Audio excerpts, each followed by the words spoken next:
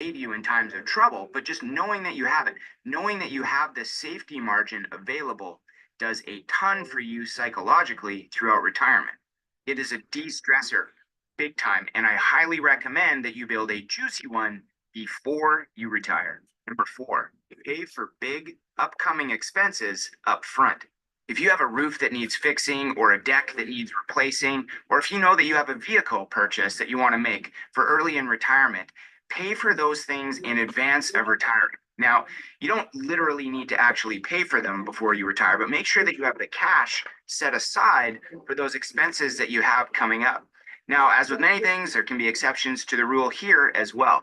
Like, let's say you plan on downsizing right after you retire. Well, normally in that process, you're going to end up with a big injection of cash into your situation. So that could fund a bunch of those goals.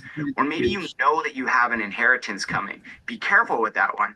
But if you know that it's for sure coming soon, then you could set aside the cash mentally for those expenses that you have coming up. But the point is, take care of what you know is coming before you turn the paychecks off. Number 5, figure out what you're going to do with your time. This is actually a big deal. There is plenty of research that shows that when you transition from working to retirement, it can have serious effects on you mentally, emotionally, physically, etc. So it is wise to come up with a game plan for what you plan to do with all of this newfound free time. Things that give you purpose, enjoyment, physical activity, and human engagement. Make plans to travel, volunteer, dive into your hobbies, start a business that you enjoy. Whatever. Basically, stay engaged and do not fade away. The degree to which you do this and plan to do this will definitely affect how much joy you get out of this stage of your life. Number 6, nail down the budget. Now, this can be a little bit tricky, especially if you're like me and you've never lived by a budget before. But either way, you need to know at least a reasonably good estimate of what you expect to spend. Otherwise, how will you pull it off? I'll include a link below to a free budget planner that you can use if you like. Now, budgeting is pretty self-explanatory, so I don't want to beat it with the stick here, but I will say this. Most people do not spend a static amount all the way through their retirement. Now, there is inflation that you have.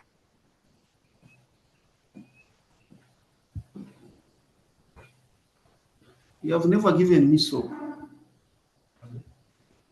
You have never given me soap. To build out a go-go stage where you're up to more, you're spending more, you're doing more, a slow-go phase where you start to wind things down and spend a bit less, and no-go phase, which in this period you may have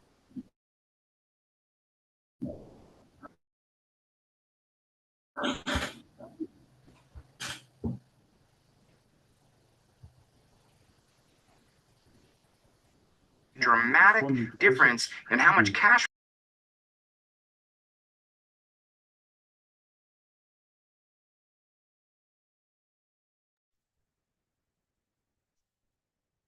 Good morning once again, members. Hello. Morning, Commissioner. Morning. Yeah, as I had promised earlier, I pray that we get started.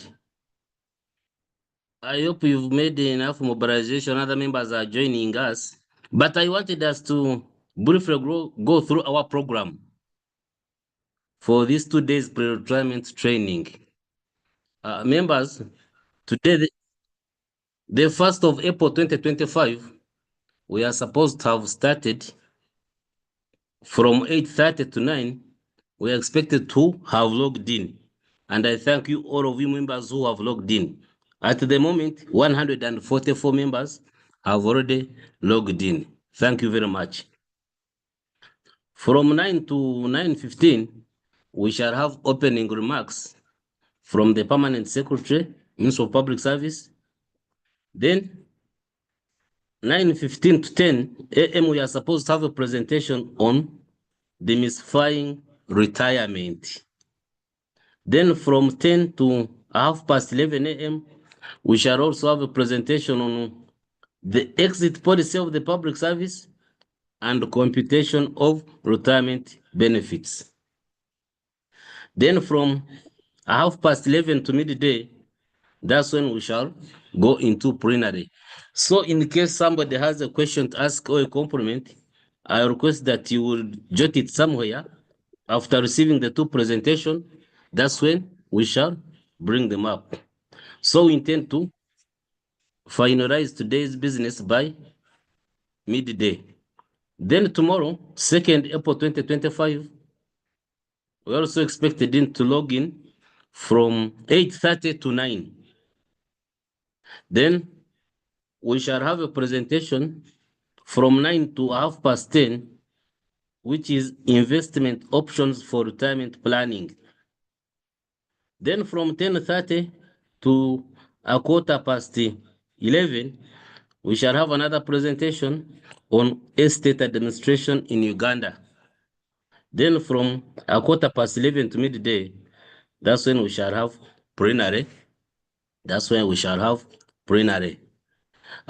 But members, now I'm going to seek for your concurrence that the item number 2 for today, opening remarks, because we've started late, so we are going to schedule it for tomorrow. So we shall have it tomorrow. Opening remarks by the permanent secretary will be tomorrow, as we are going to explain what has caused it. So members, as you can see, really, this is when you look at the content, really, it's rich enough. So I call upon all of you to be vigilant and attentive, such that whatever we acquire, we shall go and impart it to our people who have been unable to attend. Members, are you happy with the program? Yes? It is adequate. Yes, the program is fine. Oh, thank you very much. So now, in the interest of time, I'm going to our item on prayer. And at this moment, I would like to call Hajat Asma Batebwa to lead us in a word of prayer. Hajat? Thank you, Commissioner. Good morning, colleagues. Please let's humble ourselves for the opening prayer. Dear Lord, we want to thank you for having brought us to yet another day when we can humble and dedicate ourselves to the services of your Almighty. Lord, we thank you for our jobs, for our families and friends. As we gather today to attend our pre-retirement training, Lord, we pray that you bless the meeting, that you bless this meeting and the bosses who have organized it. Lord, we also seek for your guidance, for your wisdom to help each one of us listen attentively, think critically, and make decisions that align with your will when the right time for return comes. We pray all this through the name of our Lord God. Yeah, thank you, Hajat, for such an inspiring prayer. Members, I take the pleasure to welcome you and thank you for honoring our call to attend this 2 days virtual training on pre-retirement.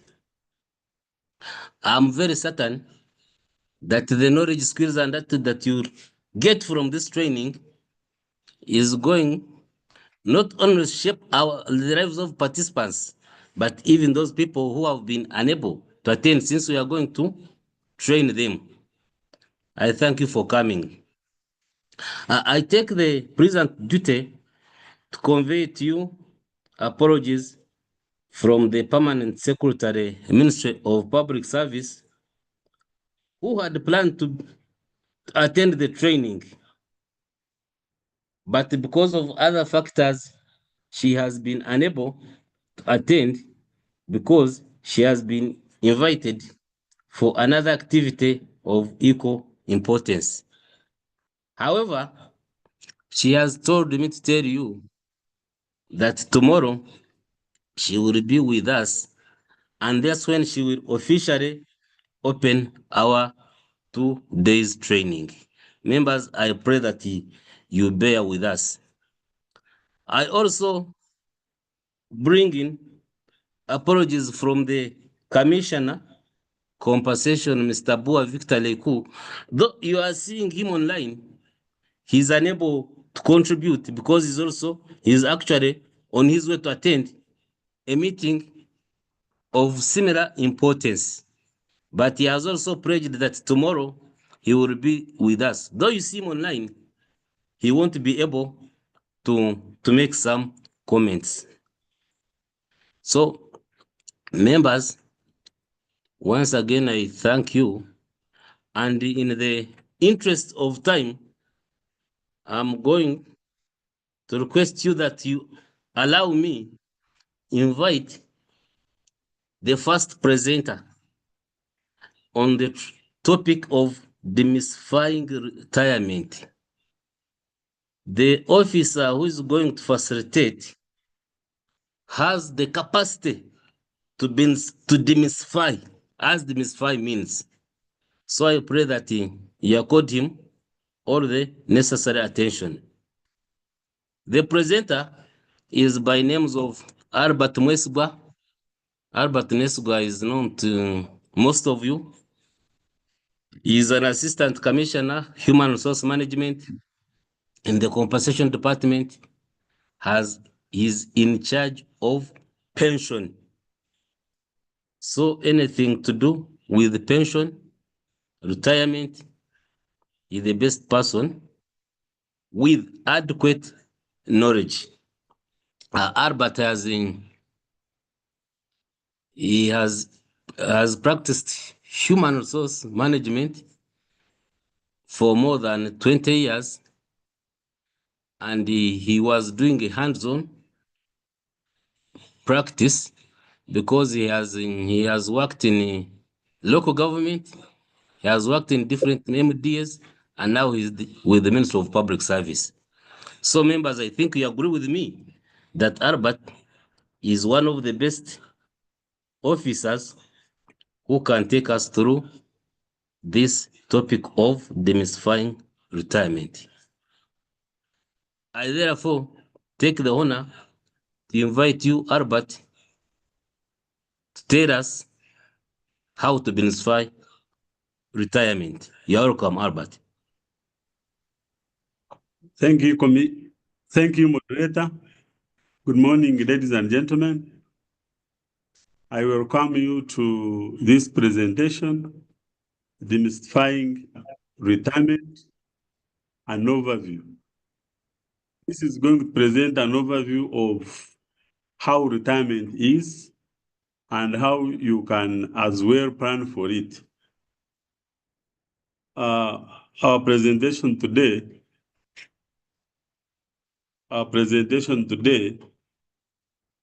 will take us through the following outline. We shall have the objectives of this presentation, and for retirement planning, we shall have retirement planning, the need, why we have retirement planning. We shall have some facts about retirement, implications of retirement, and the challenges of retirement. We shall also look at some of the questions about retirement, which can be challenging, that one needs to ponder about, and then get the answers. And at the end, we shall have the conclusion. The objectives of this presentation is to create emotional, moral, and psychological stability in the participants about their retirement. Most of us fear retirement, but we need to be comfortable with retirement so that we see retirement as another life, not as a threat. Another objective is to guide the participants towards their journey to retirement for a successful transition. As you are aware, it is another stage after the work life, and we need to prepare well so that we fit in the retirement period at the end of our working life. Another objective is to discuss the essential ingredients of the happy and successful retirement lifestyle. What do we need to do so that we get satisfied during our retirement period?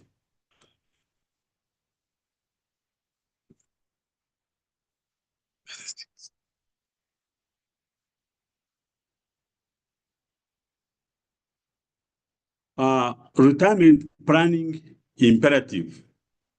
Retirement planning is taking important decisions during one's active work life moments with the aim of having fulfilling life's goal outside salary employment.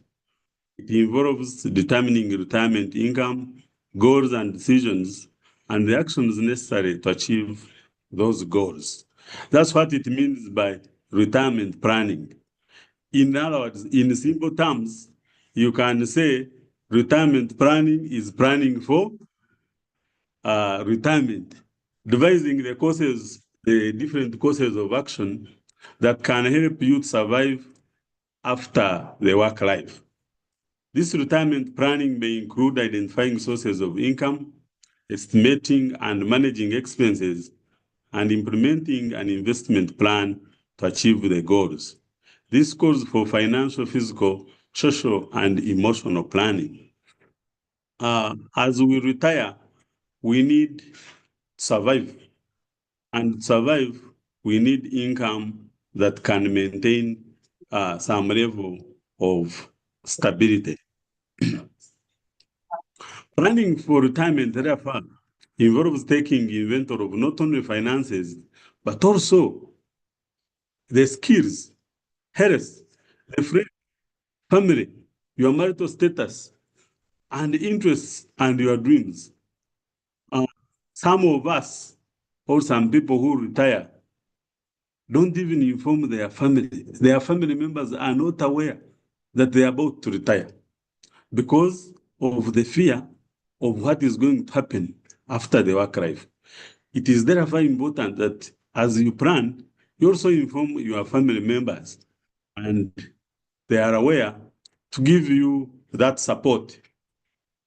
In the financial context, retirement planning refers to the allocation of finances for retirement. This means setting aside money or other assets to obtain a steady income at retirement with the goal of achieving financial independence, so that the need to be gainfully employed is optional rather than a necessity. When you end your work life, doesn't mean that you don't work, but it is a cessation of the career, and therefore you need to rest. You don't need to overstrain yourself and cause stress. You are supposed to have some relaxation and better your life. Why should we plan for retirement? We plan for retirement in order to live longer. Outliving your savings. When you plan for retirement, it means you can live longer. But if you don't plan, you live short because you will be thinking about work. Some people end the work life, still want to go to office. There is an example of one of the organization where somebody would still come very early in the morning and close himself in the office and start reading newspapers. And that was caused by lack of planning. We plan because we also need to meet medical costs. The medical costs are skyrocketing and illness is setting at the age of 60 and above. When we age, diseases croaking, and we need the costs, we need some income to meet these medical expenses. Social security. Social security benefits such as pension is not designed to ensure a comfortable lifestyle. Continued social responsibilities even after retirement. As we shall see, when you retire, you may still have a dependence to look after. And if you have not planned well, you will not get some income to meet these responsibilities. And that there is also dependence after retirement, e.g. the unemployed children, we may have grandchildren. Sometimes we need to take care of such children. Social care system by either community or children or grandchildren are declining. And as you retire into these communities, you need to show some level of responsibility. Limited knowledge on investing for maximum returns. There is also high cost of living. Limited surplus, save more. Most employees are not on reliable social security or retirement plans. And if you have not planned well, then you meet a lot of challenges during the retirement period. There is also limited government and traditional support systems, and therefore, because of such inadequacies, we need to plan so that we take care of ourselves after retirement. What happened? There are some statistics on retirement planning. Older persons, which include retirees, constitute 5% of Uganda's total population. And that is per the statistics of last year's census. More than 98% of the older persons live outside Kampala, and 54% are women. This slide shows us a presentation of statistics. I do especially call your attention to the slide and the last column, 60 years and older. As you can see, 2022, the statistic was 1.6, but in 2024 census, the population of the older people, 65 years and above, increased 5%. What does this mean? We are going to see what it means in the next slide.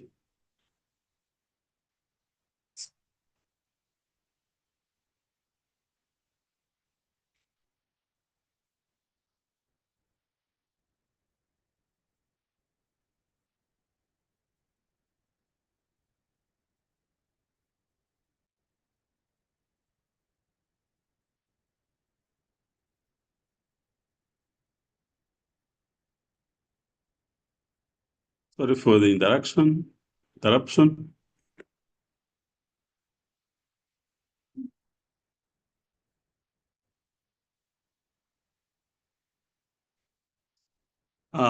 One out of 6 households with an older person is a skipped generation. What does a skipped generation household mean? These are households with older persons and children under 18 years of age. Surprisingly, you find these households, but the older persons have to take care of such children.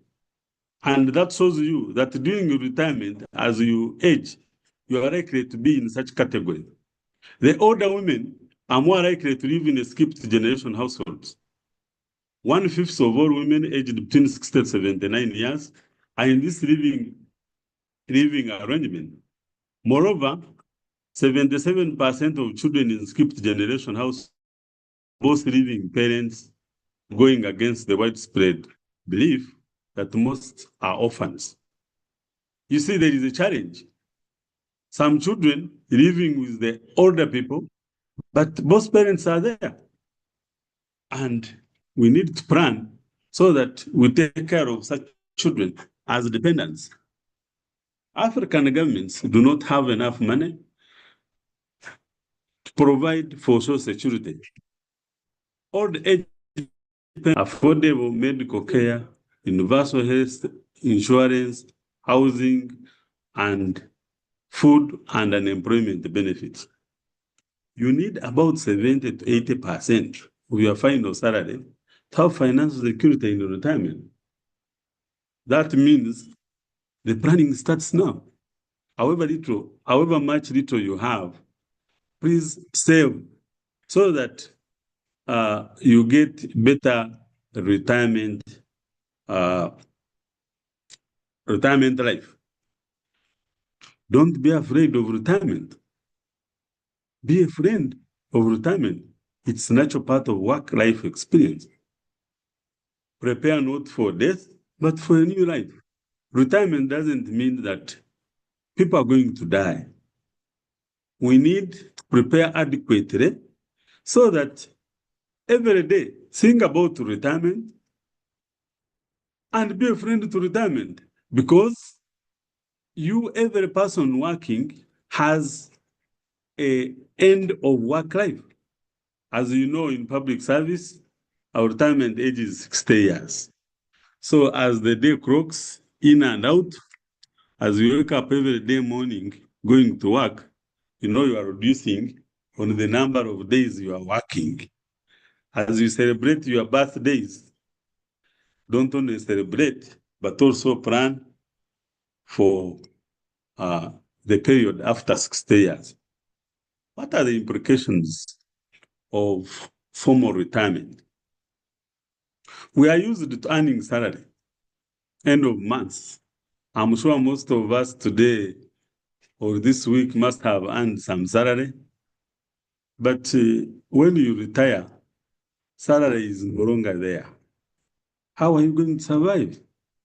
Think of what can bring you some source of income. There is change of work schedule. As we work, when you end your work life, don't sleep. Plan to do something, because you will have ended the business of going to office every morning. And this lack of routine is so challenging. So we need to have a replacement of what has been done or what was being done on a daily basis from Monday to Friday. Some of us avoid going to office. They call it a war, even without official permission. And you are comfortable. But after 60 years or end of work life, you will not be asking for permission, and you have the permission granted forever. Now, what are you going to do? Think of what can engage you. Change of title. There is change of title. You hear at the functions, people are saying retired assistant commissioner. People still want to identify themselves with titles, but you can avoid this. You can competently and proudly say, I am a farmer. I am doing this. Avoid going with your former titles. I'm sure most of you or most of us must have heard this. Somebody says retired honorable. So let's plan so that we can be engaged and get titles that can identify us better after our work life. There is separation from friends and workmates. Most people, when you live your work life, at the end of your work life, friends, some of the friends identify with you because you have an office. Now you will not be having an office. But if you are busy engaged in some business or some farming, people will still come to you. If you don't plan, it means you also not have friends. And that loneliness can be very dangerous. It can cause you a lot of stress, which we need to avoid. Take personal decisions about one's time. You need to decide on what to do after retirement. I've already talked about loneliness and isolation. You feel isolated and stressed, and then you say, why God punish me like this? And yet, it is not God punishing you, but punishing yourself because you didn't plan. Now, when you get isolated, you have loneliness, you are stressed, you are depressed. There sets in what we call reduced lifespan.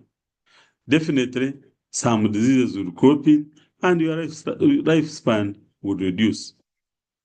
Physical challenges creep in because if you have stress, you are weak.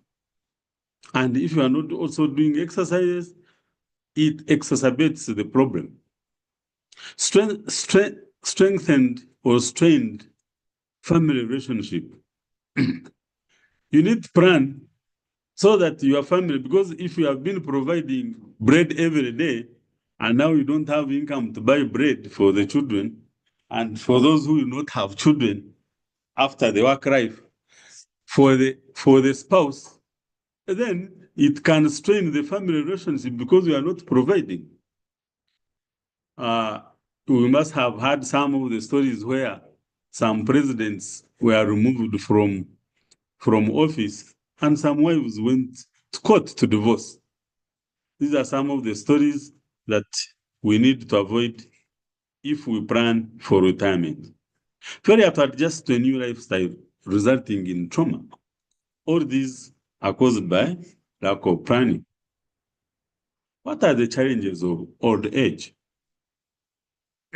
Old age, as we retire, that means we are aging. What are the challenges? Financial insecurity. Because if you have not planned, you don't have a stable financial abilities, and therefore all the time you are insecure. There is lost sense of purpose. Because if you don't have the funds, you may fail to plan what to do, and you not have the focus. There is also ageism. Ageism is where you are discriminated because of being old. Even now, people tending to the age of 60 years at the workplace, if there is planning for training, see, this one is old. You will not help the organization. That is what you call ageism, discrimination against an individual because of age. Difficulty with mobility and completing daily tasks. When you are in old age and you are not exercising, you will have such difficulties to move and perform your tasks. I have already seen isolation as a big challenge. You are isolated because you are, as an elderly person, you are seen as somebody who can no longer deliver anything. Access health care services. There are difficulties to access health care services in old age and finding the right source of care. If you have not planned well, in old age, most people abandon the elderly people, and it becomes difficult for them to get the support. This slide indicates the pains of aging and the benefits of aging. The pains of aging include a disturbance from the young people. There is also poverty if you have not planned. Diseases, loss of body control. You get wrinkles, you lose your beauty, all those. Disrespect from one's children, frequent urination. These are some of the diseases come, but they also benefit. Having true friends and command of respect and wisdom. You are seen as an opinion leader. But this can come as a benefit if you have planned well for the retirement. If you have not planned, then you get the other side, the pains of aging. What are some of the questions that we need to ponder?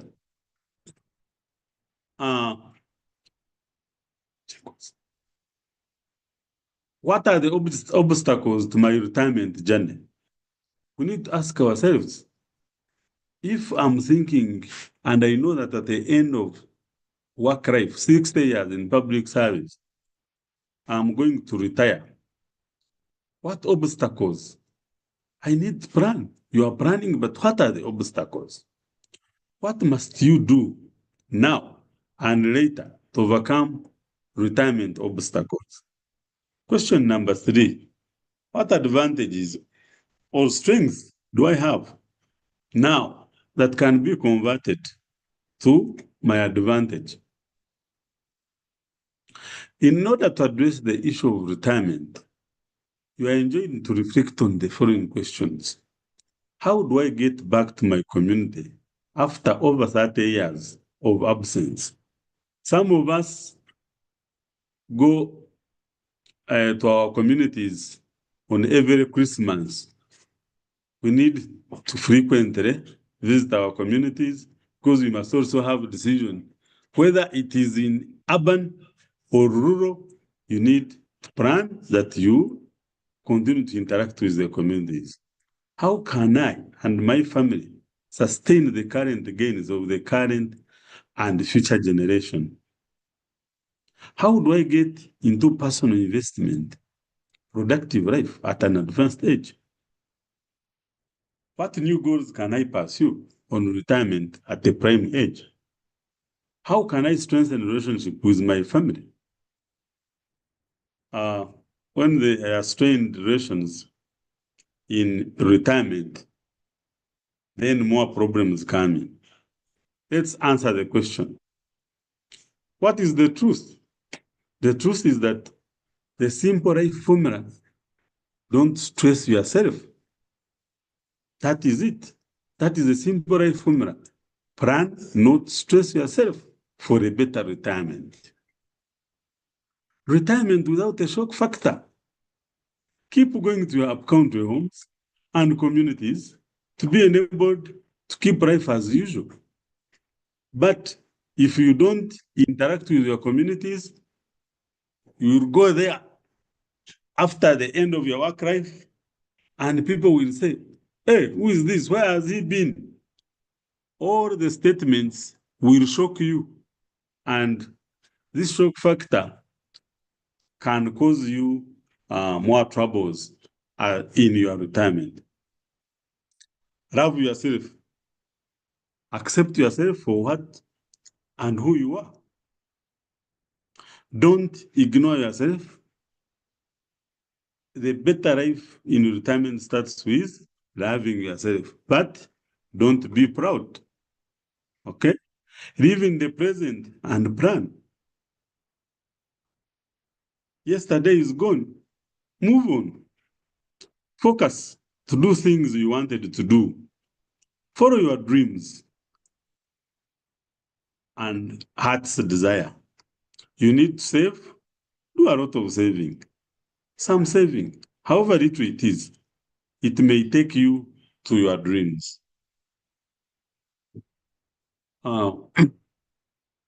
Facts about retirement planning. We see that the population of older people is increasing globally. The population of older persons, which is 60 years and above, in Uganda, for example, increased from 1.3 million in 2012 to 1.4 in 2014. 2.3 million, that is 5% of 45 million people during 2024 census. This is projected to increase to 15% by 2050. The retired persons are living longer. The oldest pensioner, for example, on the payroll, has been on pension for over 50 years, having retired at the age of 55. This means this pensioner planned very well. If didn't plan, would also have left the life. There is increasing number of retired people taking care of dependents, as we have already seen, that you can be working, but don't say, me, I finished producing my children, they have finished school. May be a necessity, and you find you are taking care of the dependents. Now, why do we have to plan? There is a call for planning, for retirement planning, because retired persons who receive lump sum from the public service pension scheme or NSSF or any other provident fund spend their lump sum savings in less than 5 years. There is this business of calling what they call it a package. I've got my package, and when you get a package, you go and immediately start a business which you have not been doing. Please avoid doing business after retirement that we have not been engaged in. People have got their lump sum and packages and started the business, and they have been duped. There are many examples. Someone starts a beer depot, and the workers, because you have not been used and experienced, start small and gradually increase. But the most best advice is that you should start business before you retire, so that when you retire, you know the experiences of doing business and improve. Employees who have thought about their retirement in their mid-age and even exit early live better retirement life. The statistics indicate that people who have undertaken early retirement because they are planning, so there is no force, are living longer because they have planned than people who retire mandatorily.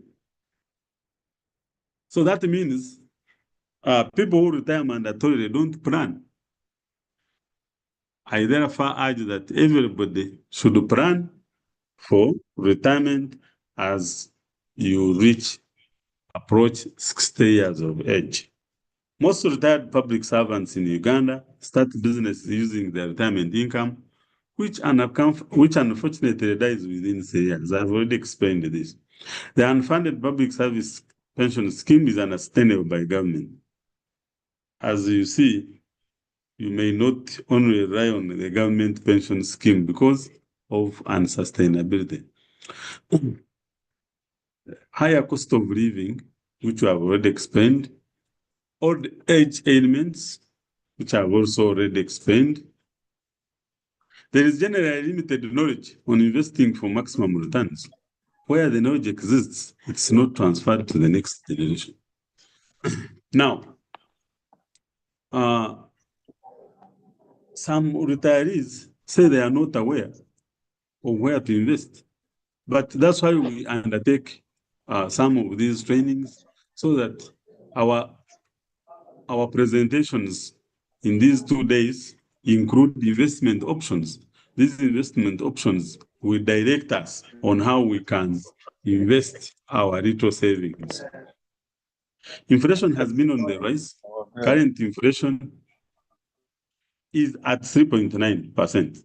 This means each year you live in retirement, you will need more income to be able to buy the same goods and services that you had purchased, for example, in the previous years. Now, if you don't plan, and as inflation increases, you get challenges in your retirement life.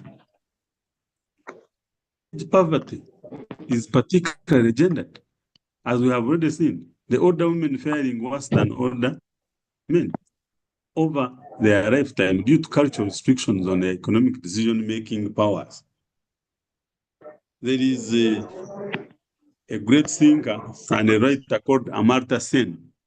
Amartya Sen describes what causes poverty: lack of entitlement, inaccessibility, what people call entitlement.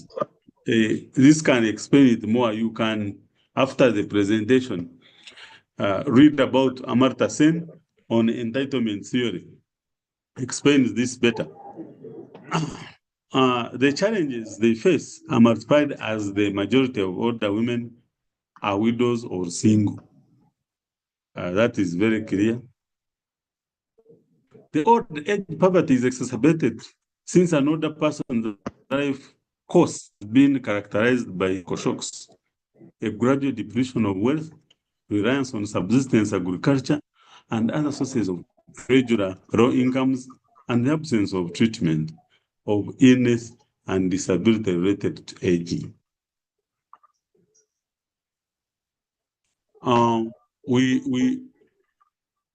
We already saw some of these questions, and the questions were obstacles to retirement, illness and disability related to aging.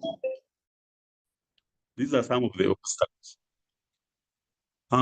Some of the obstacles are ignorance and financial illiteracy. The difference between income, savings, investment, capital, own business, pension, provident fund, and investment. But during these 2 days, we shall have a presentation on investment options, and we shall get the difference better that can guide us for our retirement. Lack of personal retirement plan. As I have already advised, you need to plan. You say, I am remaining with 20 years.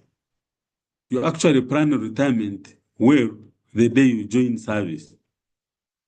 But if some of us have not planned for this retirement the day we joined, we can start now. Being detached from family and community. Some of us, because of distance, work from far. We need to keep our relationship with families and communities. Sticking to a plan, business plan or investment plan or job, which does not make any difference. Make consultations, seek guidance with your friends and experts so that you get a better business or investment plan. Raise the relatives, siblings in the context of African social setup, resulting in shifting obligation to others. That is also an obstacle. Not transforming savings into investment. Lifestyle, food, alcohol, physical care, social. Some of the lifestyle can also be obstacles to our retirement. No regular medical checkup. Habit of borrowing medicine, or you go to the counter off shelf and treat yourself. And that can aggravate the medical situation. What must you do now? Overcome retirement obstacles.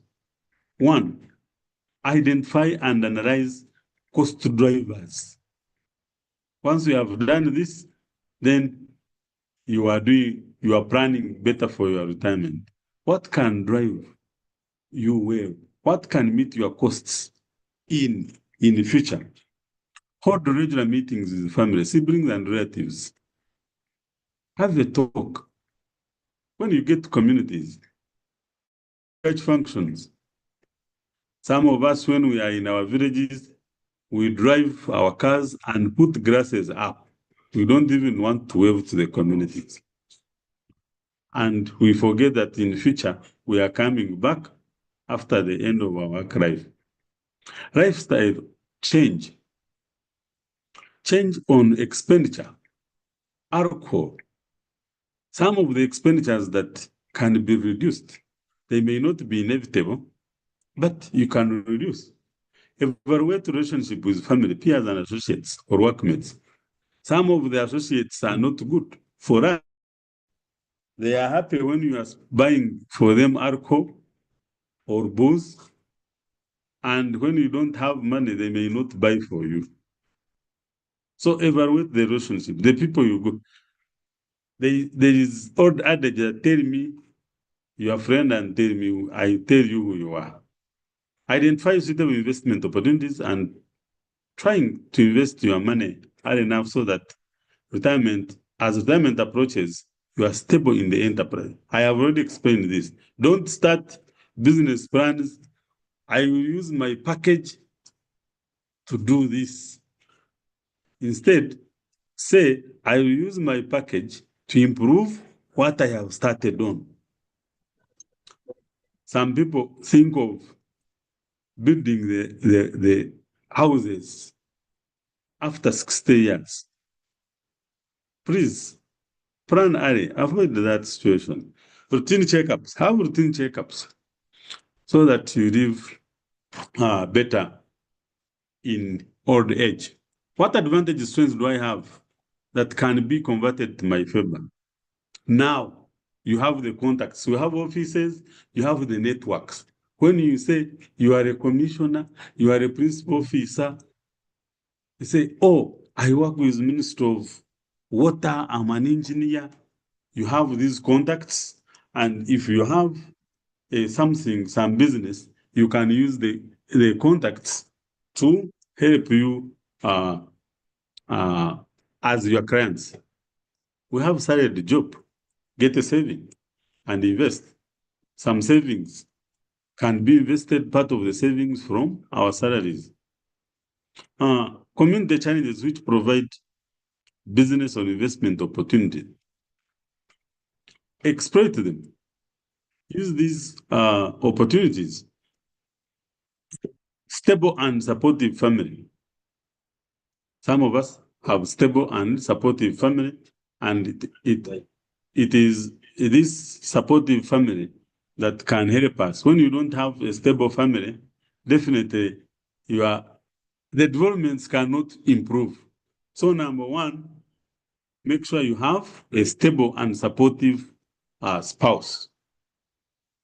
Some investments, the investments you have now can also help you start other investments. Some property, such as land, use it for agriculture, so that as you retire, when you are planning for farming, you already have some experience in farming. Now, we have good health, or if it is not good, you have the ability to make it good, so that you do better when you retire. Conclusion. The key to a happy and successful retirement life is planning for retirement and living by the plan. Most people, however, only consider financial interests and ignore the health, psychological, emotional, and spiritual retirement concerns. Do not shy away from your community today. They may provide viable support to you when you retire. Finally, it is important to plan your retirement early. What are the key takeaways? While being able to reach retirement or old age, something to be thankful for in many years, there are several challenges facing the elderly, which we all need to pay more attention to. Often, it is not until we start to age ourselves or we see a loved one struggling with a problem that we sit up and take notice. But as a society, we can do more to make life easier for our aging population. Don't be trapped in old age or retirement poverty. Let's plan now to avoid this poverty. Be committed advocate of saving for retirement. And with that, I end with a picture that start planning when you have miles to go. Don't start planning when you have already reached almost the end. I thank you for listening and wish you the best. Oh, thank you, Albert. Members, may you join me in giving a thunderous applause to Albert. As I earlier told you, I think he has done justice to the subject. Albert, thank you very much. Especially with that quotation he ended with. I also landed on a quotation which was saying, the best thing to start thinking about your retirement is before the boss does. The best thing to start thinking about retirement is before the boss does. Me, I'm unfortunate, my boss has already planned for it. Yes. Albert also talked of some of the issues he talked about. He talked of physical challenges and then loneliness, whereby friends will isolate you if you are not serious.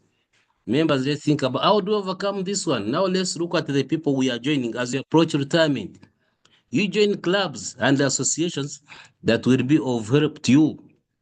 Fathers Union, Rotary Club, Lions. Here you'll get people to interact with.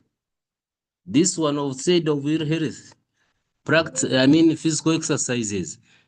You start planning to join games like golf. Because the moment you retire, you cannot go for football. I've seen many people with broken legs. So, members, let's look at the groups we can join that will help us. Then he also talked of getting closer to family. This one is very, very paramount. Members, in case you have some challenges, ensure that they are amended before you reach retirement, because it will be your family that will be your what? Your fallback position. Now, members, I request that we go to the second presentation. And the next presentation is the exit policy of the public service and the computation of retirement benefits. I see a Members, hand from Patricia. Excuse me. I yes, see a hand from let Patricia. that member mute, please. This one is going to be presented by none other than Joseph Varikudembe. Joseph Varikudembe is a senior human resource officer in the Department of Compensation, and he's an expert in computation of retirement benefits. So, Joseph, I take the honor to invite you to make your presentation. Thank you.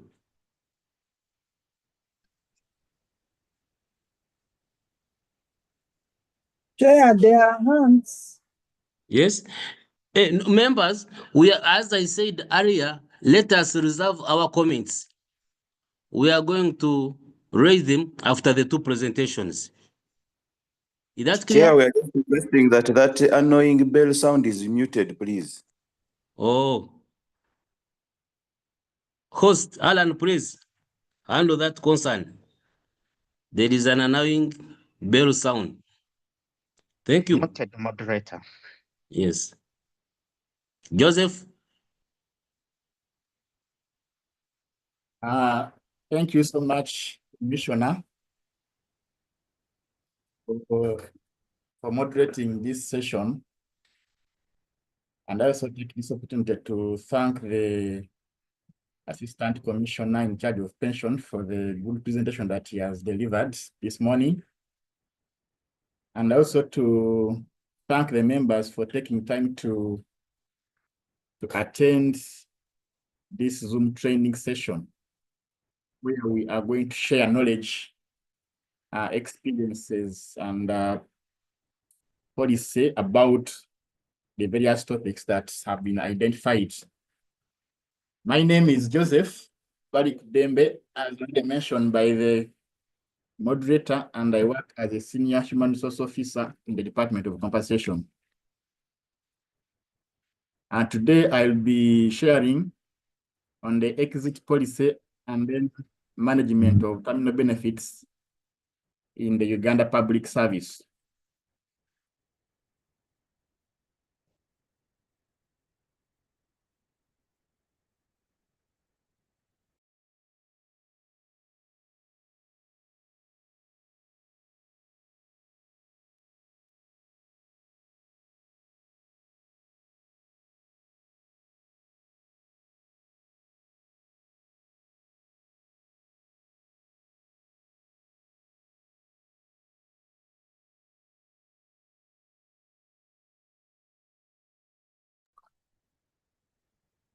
So as a way of presentation outline, we shall have an introduction, and then we shall dive into the modes of exit in the public service, of course, having a very big bearing on the benefits, the type of benefits that may accrue, or whether benefits will actually accrue depending on the mode of exit of the public service. We shall also share on the rationale for paying pension, look at the legal framework that governs the terminal benefits in the public service. We shall also have a sharing on the main features of the current public service pension scheme. Then we shall be sharing on the requirements. What do we need to, when it comes time for processing our terminal benefits? And then we shall have a few examples to know how do we compute retirement benefits in the public service. And we shall also have an application of some policy issues in the pension governance, and also have a mention of the issues to do with the decentralization of pension management. So, like the previous presenter has been mentioning, that it is very important that at the moment that you join the service, you instantly and immediately must start learning on how you exit. And the choices are very clear within the legal framework, the standing orders, for you to know when do I plan to leave the public service, and what are my income goals, because the public service will give you an income to give you a good living, and it also promises you a pension thereafter. So it is up to you as an individual to decide whether this pension, whether this side they are paying you is sufficient, and if not, you can always look at the options that are available, and you make your decision is very early. In the public service, we don't hide these facts. We always share them at the beginning of every financial year. We have the Pensions Act that talks about the kind of benefits that we are entitled to as public servants. So much as we hire you as a public service, we also want people to live their life as human beings. You are Ugandans, we come to look for you and we give you an appointment. And we promise what we promise. And so far, we have always been able to fulfill. And the standing orders are very clear. They tell us that public officers joining the service should have it at the back of their mind that at one time, they are going to retire. So it becomes very important for us to do this planning enough. And Mr. Albert mentioned that, as he was mentioning some statistics, that we are now living longer. So if you have made 1 billion shillings in your work life from the time you joined service, both from government and maybe from other private investments, you must determine that in 20 years, how much am I going to need to spend after retirement? And these decisions and these statistics, this information is very important to help you to make choices, investment choices, and also retirement choices. So there is a gentleman called Somerset Maugham. He was a writer of the book that is called The Human Bondage. And I believe in his lifetime, he must have said a lot of things. But for today, I want to get a few sentences or a few lines of what he must have said in his lifetime. He said that there is nothing that is so degrading as the constant anxiety about one's means of livelihoods. He goes ahead and says that money is like a sixth sense, without which you cannot make a complete use of the other five. Without an adequate income, half the possibility of life are shut off. This is a very compelling and existential statement.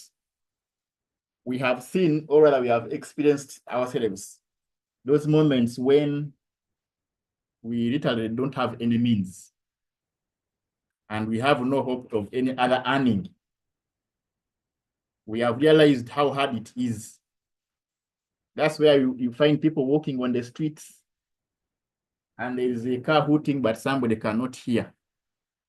Those are the moments when we see fathers, our fathers and mothers talking to themselves at home or on the way going back home. These are real issues. And as a public service, of course, we continue to get most of these cases. For example, recently we had a case of somebody who came and wanted his benefits to be adjusted as if he were a scientist. And he was very much cognizant of the law. he knew that was not allowed by the current laws. And he was very clear and said that on a humanitarian ground, can you kindly adjust my benefits as if I were a scientist? It means this person, unfortunately, maybe he was not able to plan or to identify and generate several income streams that could see him live a good life in his retirement. So all this information really makes us to ponder and think about our retirement and make some decisions that we think are going to help us to live a meaningful and respectable life in retirement. So, as I said, my topic is exit policy. And by exit, here we are simply talking about either a process or the act of severing the employee-employer relationship between a public officer and a public service. That is basically what we are talking about here as exit or retirement. And it in no way infers or means that after you exit, that you should go and sit at home and do nothing. At 60, many of us are still very strong and productive, and we can be very useful in the community and to ourselves by engaging in other income-generating activities that can help us live a meaningful life. So there are various institutes and laws, acts, and policies that talk about how to exit and the conditions of exit from the public service, beginning with the Constitution of the 1995 and the various amendments that have taken place.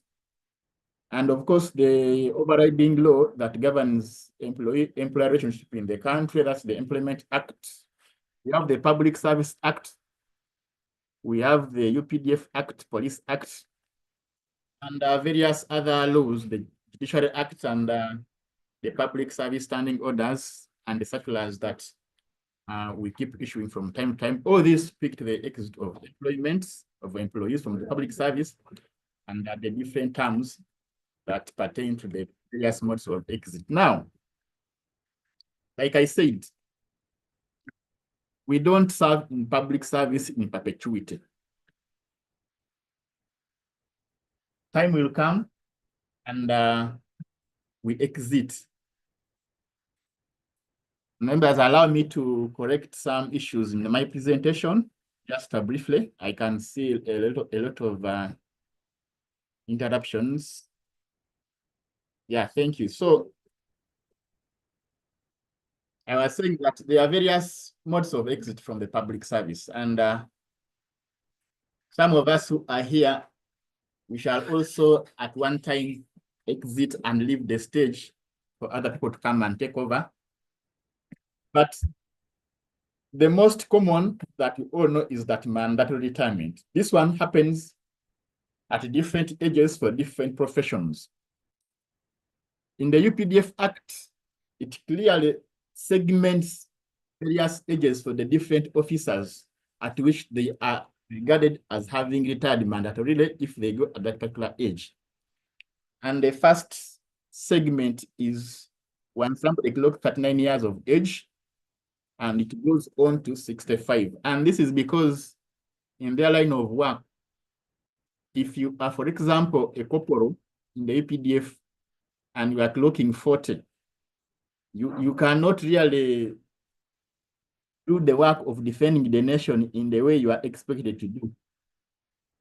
You are becoming a little bit tired, and therefore, if you have not been promoted at that age, you can retire on mandatory terms, and that will be regarded as mandatory retirement. And for the generals, it goes up to the age of 65.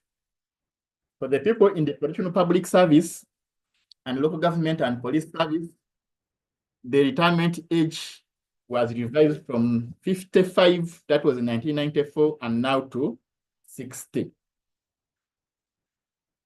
And then for the judges and the justices, their retirement age begins from 65 to 70. That is mandatory retirement. You cannot serve beyond the age of 60 if you're a traditional public servant, if you're in police. And also you cannot serve beyond 70 if you are a judge on permanent and pensionable terms. You can only continue in service beyond that statutory age if you are appointed on contract as it is stated in the Public Service Standing Orders 2021. Then for the case of early retirement, we have what we call early compulsory retirement. This happens when it is not the wish of the employee to go before clocking the minimum mandatory retirement age. That's why you call it early, but it is compulsory because in most cases it is on the making of the employer, or in this particular case, government. And normally happens in cases in whether there is maybe restructuring in the government, when there is abolition of office, there is divestiture, privatization, and maybe the government thinks that there is excess staffing. So it will make people go into retirement.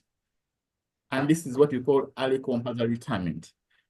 In regards to the implications to one's pension, this kind of retirement is going to attract an additional 25% of pension. So it means if, for example, my pension is determined, given my length of service and the salary at retirement, if it is determined as maybe 40 millions annually, it means that I am going to get an extra 25% to my pension. And 25% of 40 millions, I think, is 10 millions. So it means that this person who has been retired early on compulsory terms on abolition of office is going to get 50 millions as his annual pension. However, the Pensions Act is also particular on this case, and it says that if, for example, this person were to go on and retire mandatorily, if his pension would not reach 50 millions annually, then this person does not get the full 25%. So going forward, there is what we call early retirement. That is when the individual himself has chosen to retire before reaching the mandatory retirement age. And there are two ways here. One is if somebody has had 10 years of continuous service and is at least 45 years of age. And the other alternative is if somebody is not yet 45 years of age, but has served for 20 consecutive years, this person can also apply for early retirement. And this type of early retirement can only be granted by the permanent secretary at the Ministry of Public Service, not any other authorities out there. This power has been retained, much as we have decentralized some functions in the pension management. Somebody can also retire on medical grounds in the case of an illness or an injury that the government medical officer and the medical board things cannot incapacitate this person from executing their duties as expected in their employment contract. Then somebody can apply and retire on medical grounds. And in the case of any injury sustained at work, in the case your cause for retirement on medical grounds was due to any injury that has been caused in the line of work, then this person is also entitled to an additional pension depending on the gravity of the injury.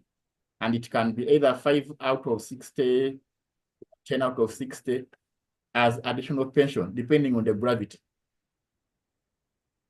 And medical grounds can be granted regardless of whether somebody is confirmed in service or regardless of the length of service, because it is not a willingness of the person to go home, but simply because of the issues surrounding his health. And most likely it has been caused by injuries during work time. And then our laws currently, somebody might think maybe they are a little bit discriminative, but this other form of retirement on marriage grounds, it's, I don't know that unfortunately or fortunately applies only to female officers after serving for at least 5 years of age. And here, the person gets a one-off payment and is not entitled to monthly pension. And this is because when you retire on marriage grounds, you can later come back and still be re-employed on permanent and pensionable terms. However, you forfeit the previous period of service because for that period you have already been catered for.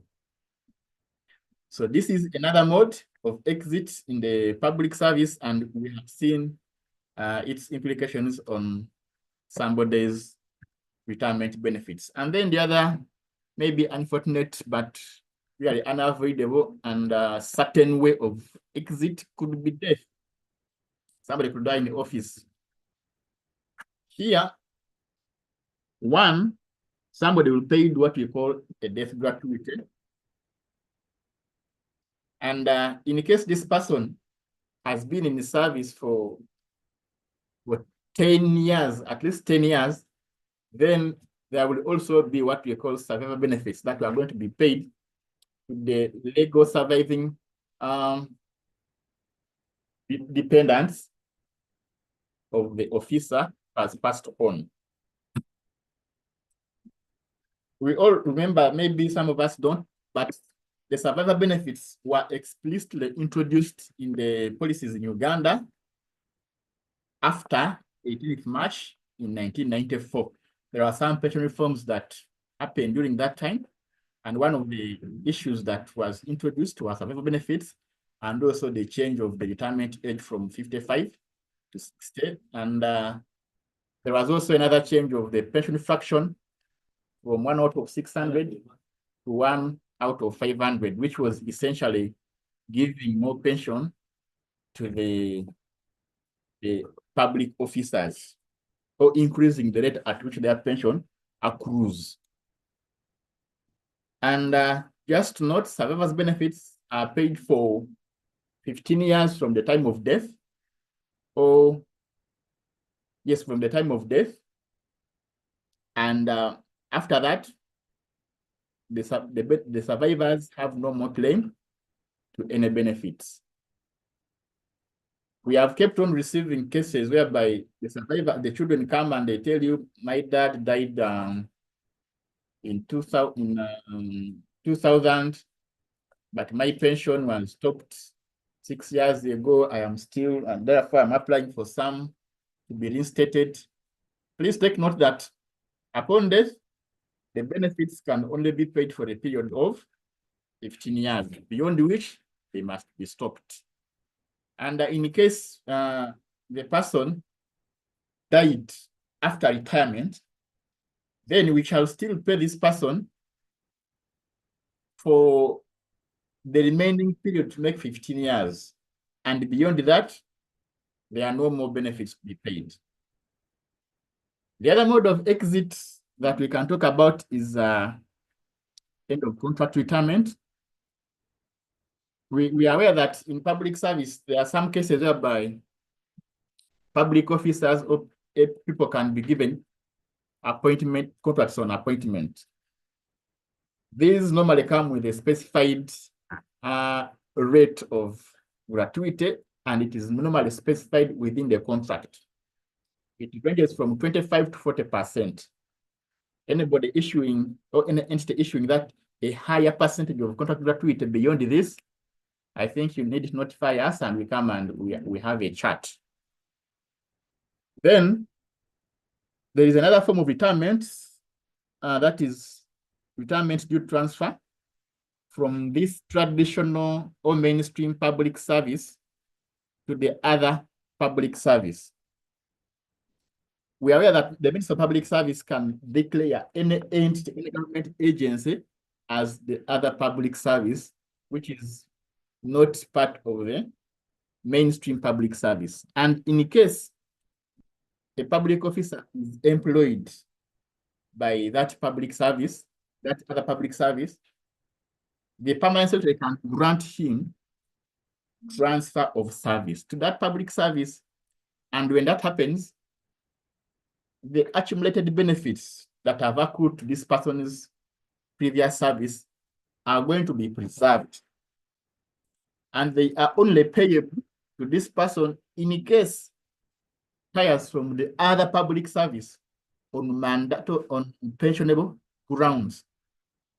Should it happen that this person has gone to the other public service and maybe they are dismissed or they abandon duty, they cannot come back to the public service and then claim what had accumulated prior to their leaving.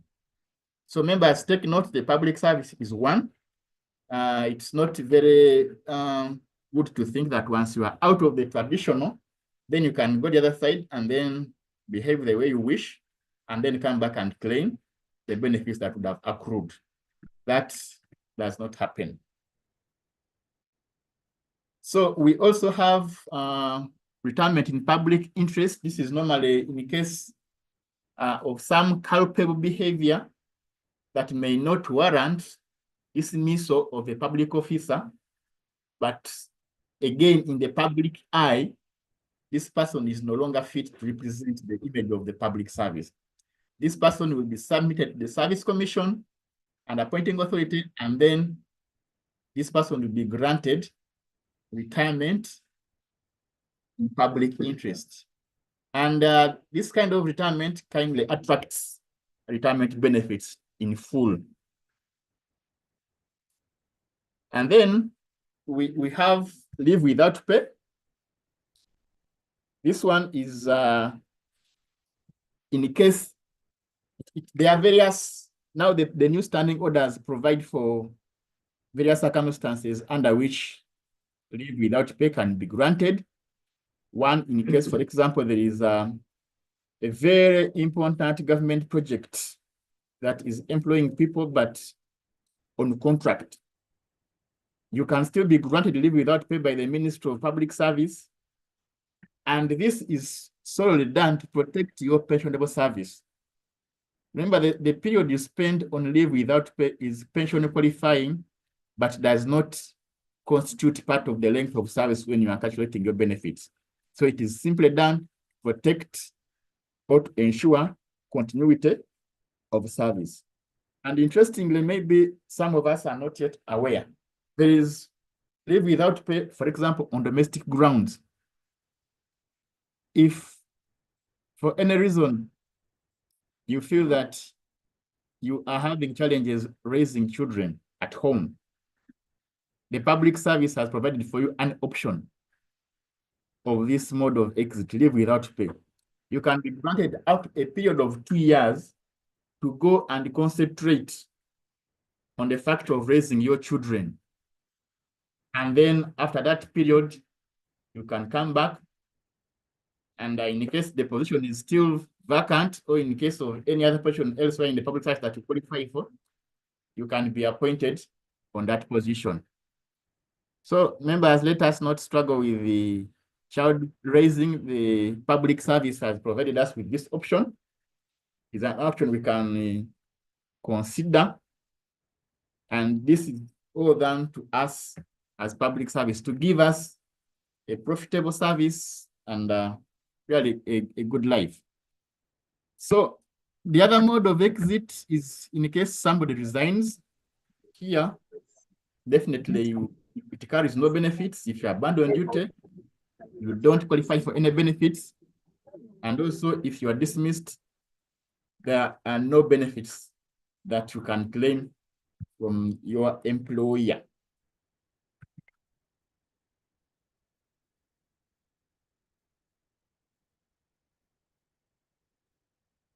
So, ladies and gentlemen, we've been discussing exit from the public service, and definitely, depending on how you exit, it has implications on what this government of Uganda has promised you under Article 264 of the 254 of the Constitution, that all public officers on retirement shall be granted a pension that is commensurate to their rank and length of service. So pension, we can simply define it as a steady and regular flow of income that is paid to a person, and this is usually after retirement. And it's not only government that pays pension. For our own information, there are even other private entities that can organize and pay pension, although this must be regulated by the Uganda Retirement Benefits Regulatory Authority, but they do exist. But for example, here in Ugandan context, for the public service, we pay the government pays this pension on a monthly basis. And for now, the funds that fund the pension scheme are charged from the consolidated fund for officers who retire, die in, for example, in office under pensionable circumstances. And we need to note that for you to qualify for pension, one, there is a minimum qualifying period of service. That is at least 10 years of service. And that too, you must be appointed on probation and confirmed in the service.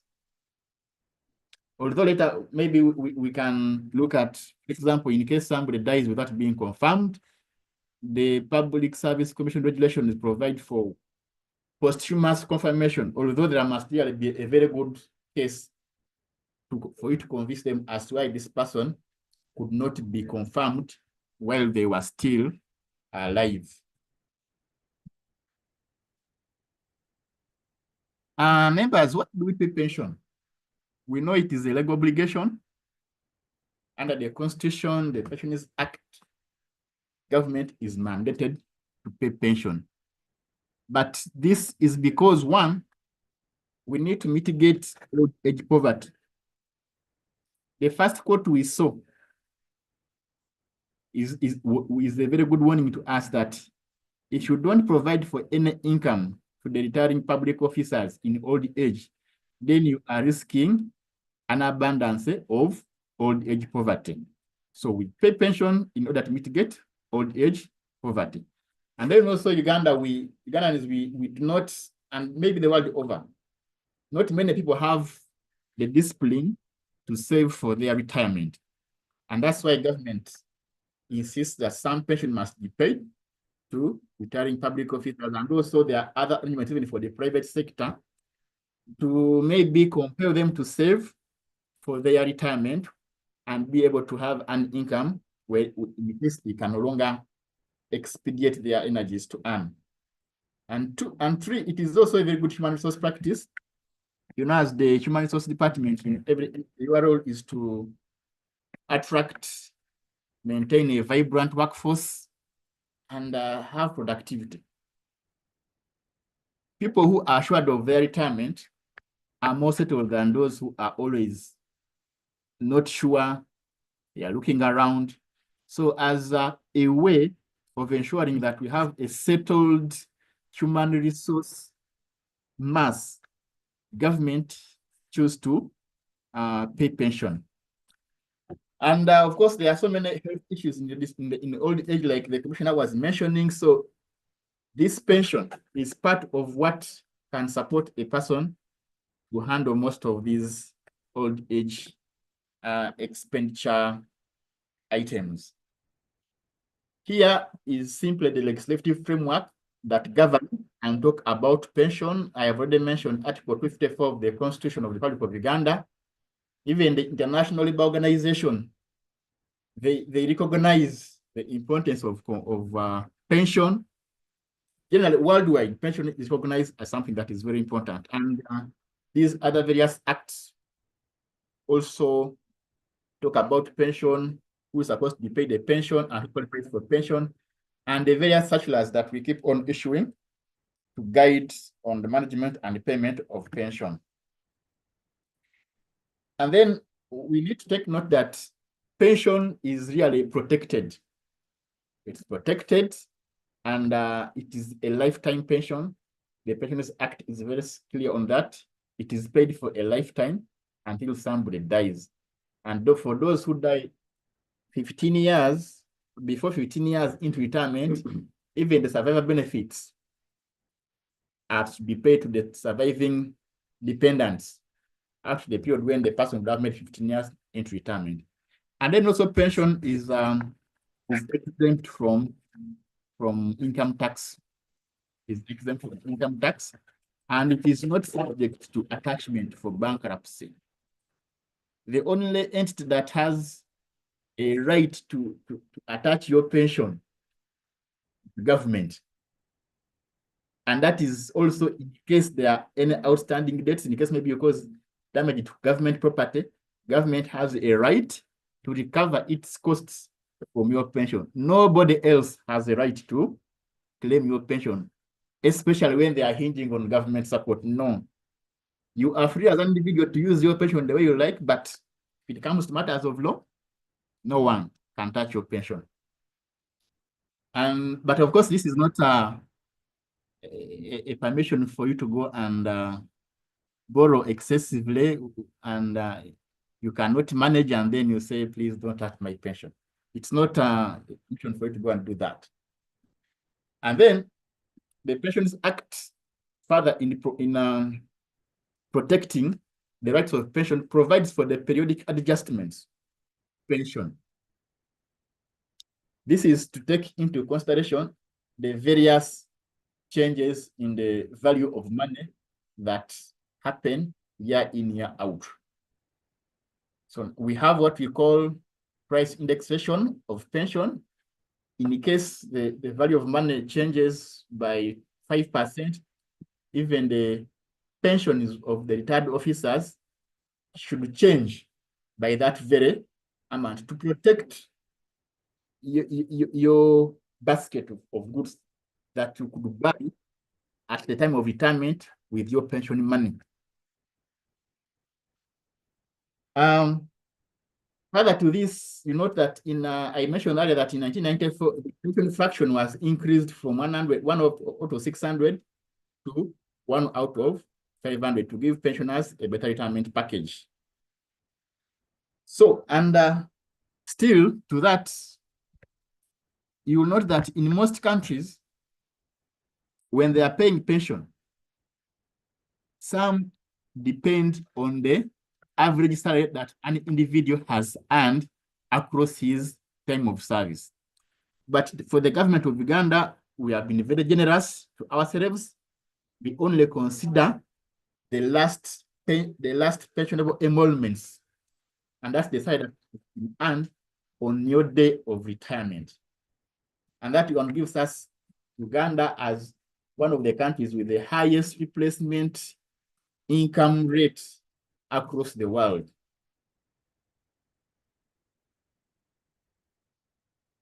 Also to note that in the case somebody is unconfirmed, it is at the discretion of the pensionist authority to grant this person a pension.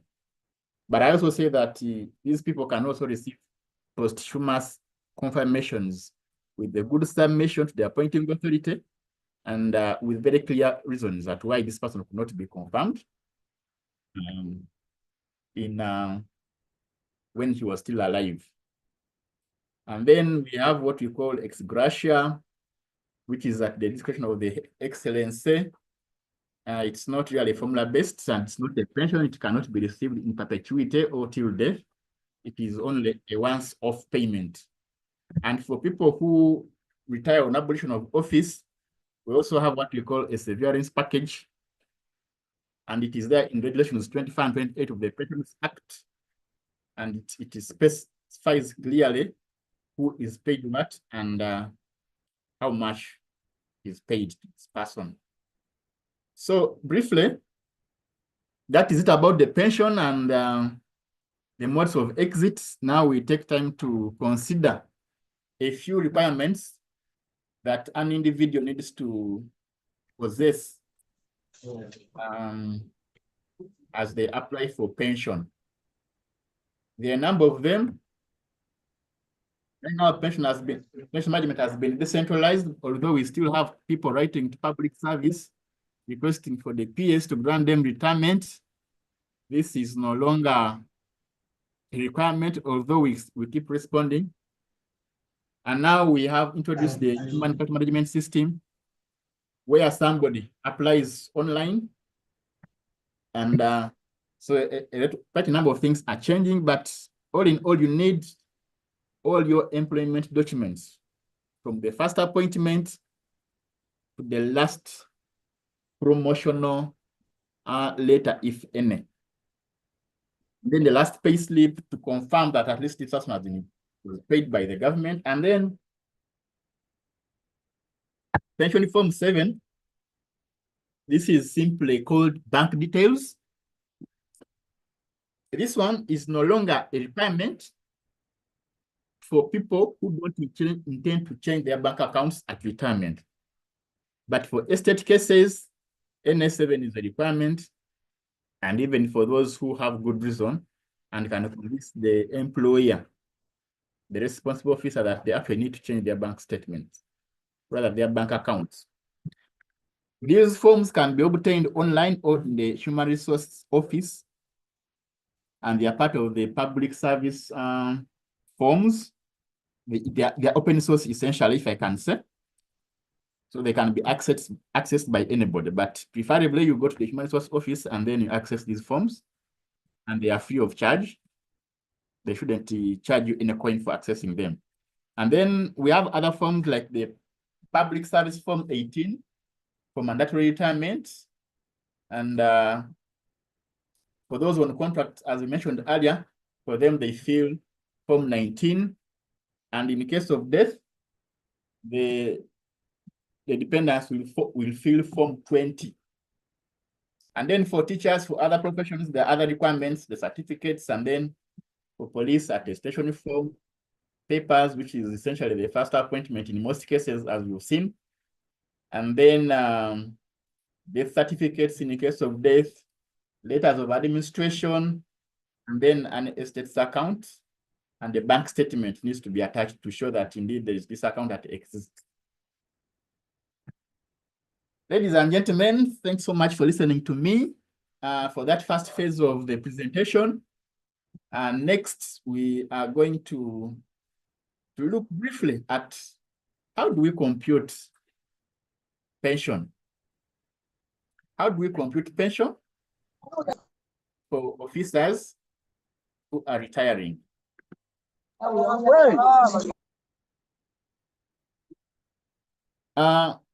The parameters for pension are defined in the Constitution, Article 254. Again, ladies and gentlemen, allow me to just make a few corrections to my presentation and then rescreen.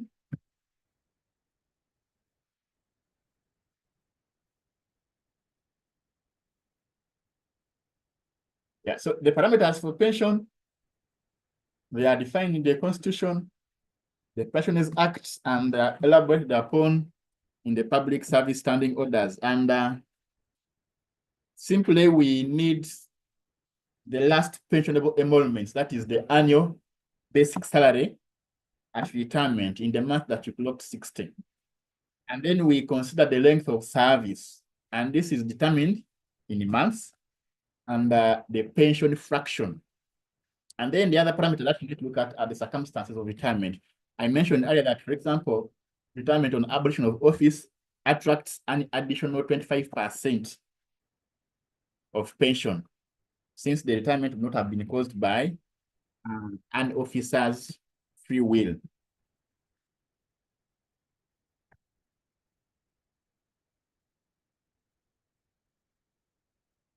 So, in practice, pension is equal to length of service in months.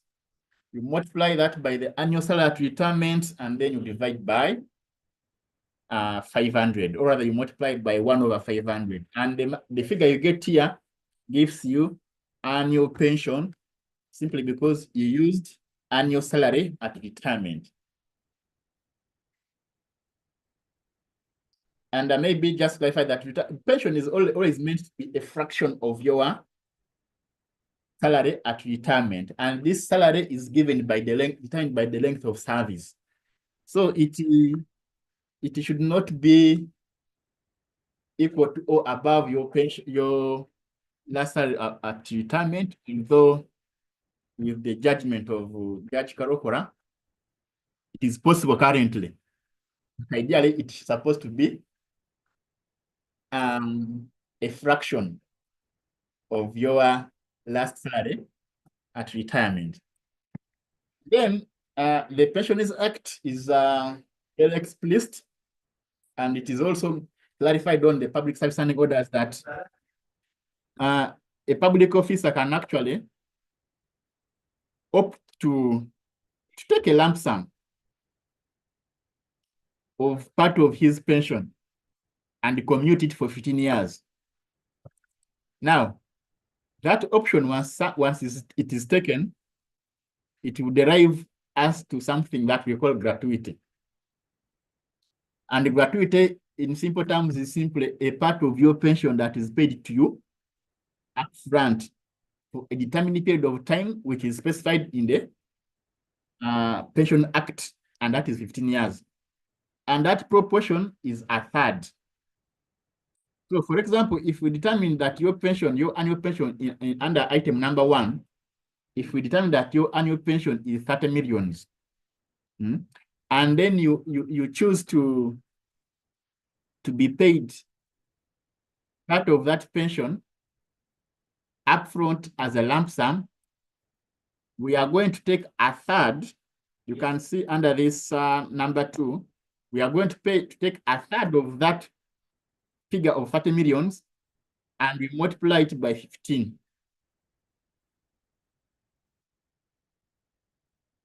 We are going to take a third of 30 million, for example, that is 10 millions, and we multiply that by 15.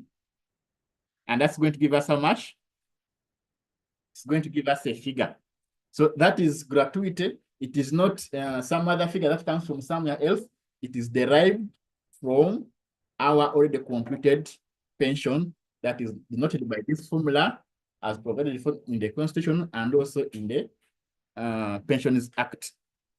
So in practice, when somebody has determined their gratuity under item number 1, and then they have chosen to take a part of their pension as a gratuity under item number 2, it means that there is only a portion of their pension that is left.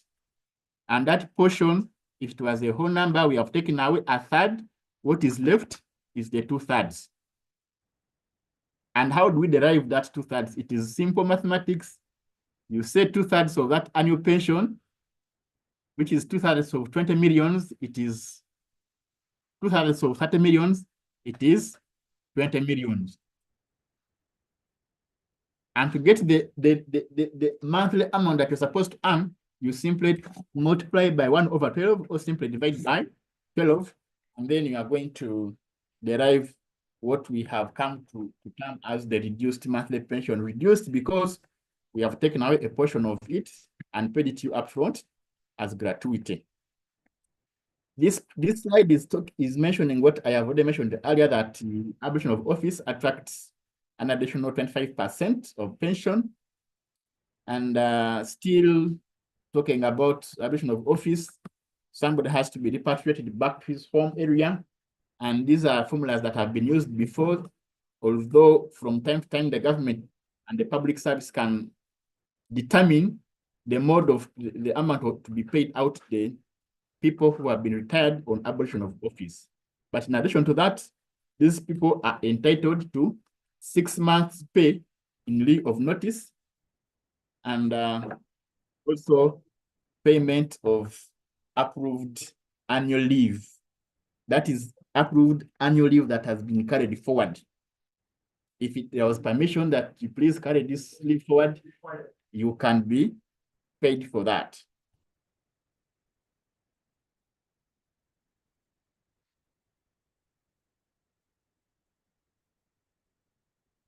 Some policy issues in pension governance, I have been hinting on a few of these. I talked about pension appointments must be on probation, but in practice, the service has been offering some appointment letters that are not pensionable. And the appointing authority has the discretion to redeem the non-pensionable appointments. And if they do so, they'll most likely redeem this appointment from the effective date of that non-pensionable appointment. And therefore, this person will also become pensionable. And under Regulations 25 and 26, we have acting appointments followed by a substantive appointments may also be considered as pensionable period, but also this is subject to kind of the pensions authority. And then we have also seen cases whereby somebody is appointed twice on probation. Somebody has 2 letters on probation. Either this is a mistake or there was a mix-up of information in the registry or something. But now, in case such situation arises, what should be considered as a practice is they should consider the last appointment. They should consider the last appointment, but in case that is not satisfactory, then the appointing authority needs to the accounting officer needs to understand and explain why this person has 2 pensionable appointments. And then we want to mention that revalidation of pension has no effect on the gratuity. That money which is paid to you upfront, it has already been paid, and when we are revalidating, we do not consider it. For it remains as is, and that's why we always do a constant recovery of the CPG that has been paid to you for 15 years, and we maintain it for a period of 15 years. We have also had in the history of the service employees who have been known as group employees. These prior to 1995, July 1st, they were not pensionable, but in 1985, these group employees became pensionable. For example, if you have nursing assistants, there should be no nursing assistants with a pensionable appointment that goes before 1995. If you get such a case, then that you know that either the appointing authority was not well informed and they made an error, or they are trying to maybe, I don't know what you want to use, but any former group employees, they only became pensionable with the effect from 1st July 1995. That is also something to note.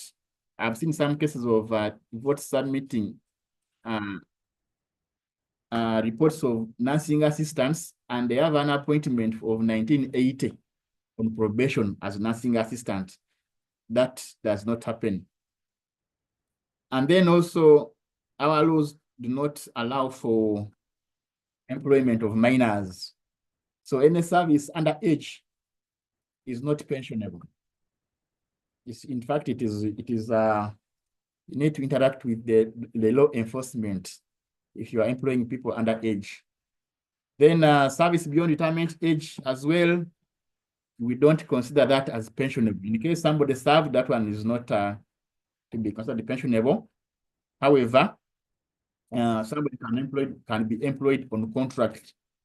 And this is a call to vote to ensure that we have information which is really very accurate. Let's not complicate life for ourselves by employing people who are beyond 60. It is going to cause a lot of questions to all of us, and it's going to waste our time without having anything delivered. Then in the case of death, the salaries that have been received after death, this money is recoverable.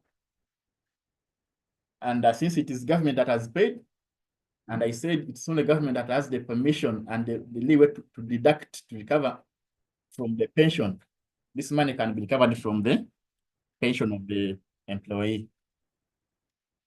And employment of pensioners, like I said, should be only on a contract. And then somebody should not be employed in public service when at the time of retirement of clocking 60 years of age, they will not have made 10 years as the minimum qualifying period qualify for pension. Ladies and gentlemen, and just allow me just to correct this before we proceed.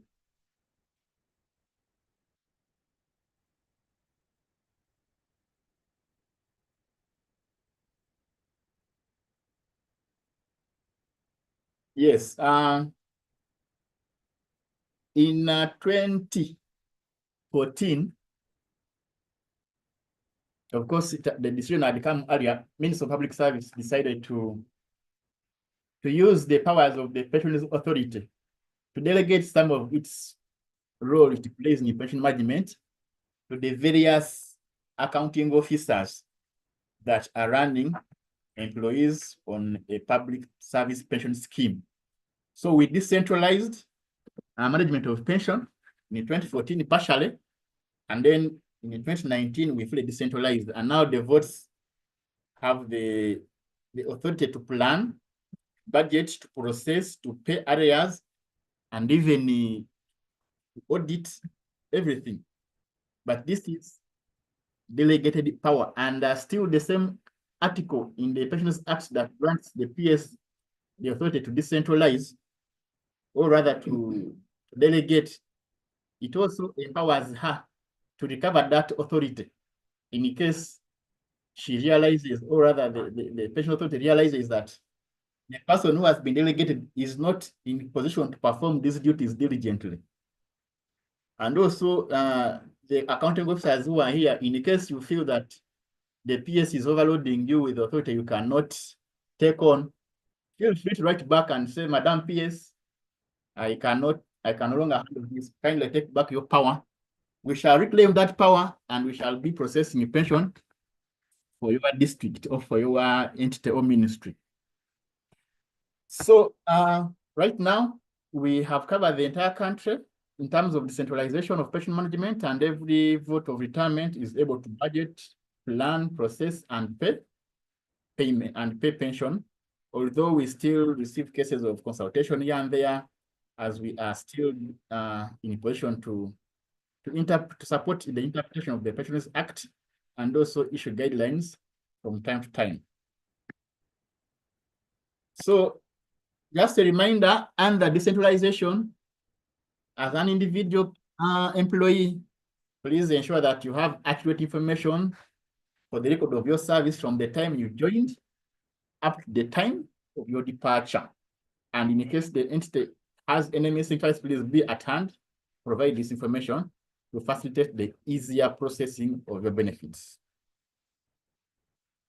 And these forms, like we had mentioned earlier, they need to be filled by the person applying for pension. And then after retirement, life certificates need to be filled to confirm evidence of life that you are not going to be with our creator. And then the votes, please let us keep learning and budget pension and gratuity, and let's do this accurately. Let's try to avoid areas as much as possible. And let's process these benefits time and pay timely. Let's be accountable for what we do. Much as we send the payment files, it is the responsibility of the entity to verify as per the Public Finance Management Act. Every payment that you make as an entity, you must own. You cannot claim that this came from public service and for me I just paid. No, you need to verify and pay. If there is anything, please don't pay. And then we need to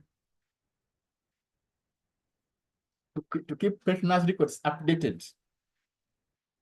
The recent Cardinals report, of course, has reviewed some of the issues whereby some pension records are not at the votes. And the good thing is, at the Ministry of Public Service, we still have all these records. So in case you have missing files for pensioners on your payroll who are decentralized, kindly approach this ministry. Come, you reach out the pensioner compensations, and then you go to the registry, pension registry, and then be able to photocopy all these documents and have a full record of service for all your pensioners. And then please, it's very important that the votes conduct both pre and post-retirement training for officers just joining and also those who are about to retire, prepare them on what they need to do and what they should expect. It's good to remind people to understand the things. and also not to train retirees who are retiring tomorrow and start telling them that, oh, you need to save when they have already eaten all their money they worked for in their lifetime. Like I earlier mentioned, early retirement is only granted by the PS Ministry of Public Service. And then the PS also has the mandate to vary any provisions within the Pensions Act, and also to guide the interpretation. That is the role that we retain as the Ministry of Public Service. And then in the case of any arising issues, we still come in and support and advise the service. And also we offer functional and technical support on how to use the system. XM has failed here. This pensioner, this and that, we always come in and support, and that's our role. We have really tried to do this in order to ensure that people have access to services, and we have gotten some good reports so far that things are now moving very fast, and we are very happy to note. And then I know everybody loves the Minister of Finance, and their role always to guide in fiscal discipline and provide the funds as budgeted for, as they approve the various votes. And I believe they have always done so, and they will continue to do so, provide the funds as requested for by the votes. And I know I've spoken for a very long time, but we are winding up. Still, we have to take this back to the issue of retirement. And we are saying that the best time to start thinking about retirement, like Adam has said, is before your boss does. But I don't know, public servants already, for us, we have provisions for retirement. So it is actually much more important than now you start thinking about retirement at the moment of entry. And then ensure that your career records are consistent and correct. Remember, to exit the public service through pension circumstances, protect your pension rights. Don't abscond, don't resign unless you are ready to forfeit your pension rights. And two, we need to really emphasize this, that pension benefits may not be sufficient, and indeed they may never be sufficient.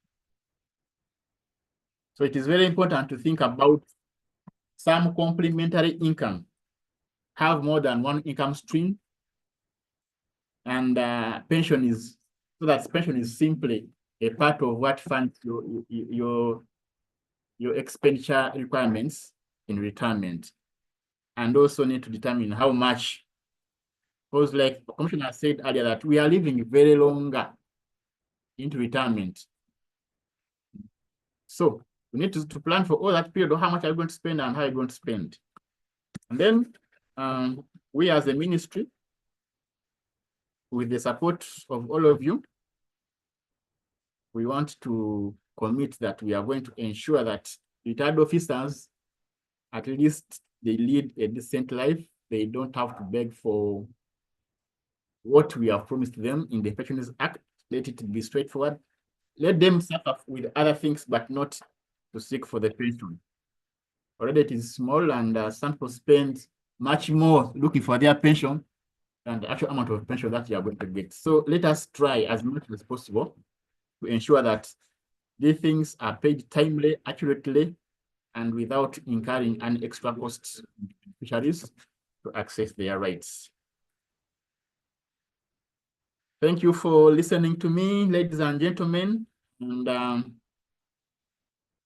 I remain yours, Joseph Wali Kudembe. But if you allow me, I will just I will present one case of pension calculation. That is if the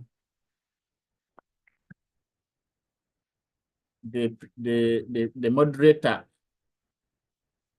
can allow me.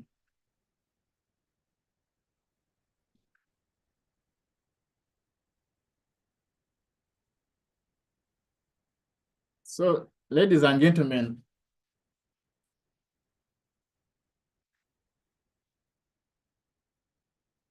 here with me, I have an Excel.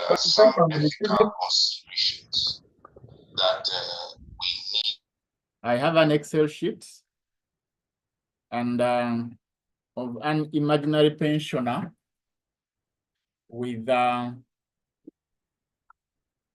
imaginary length of service, the parameters for pension,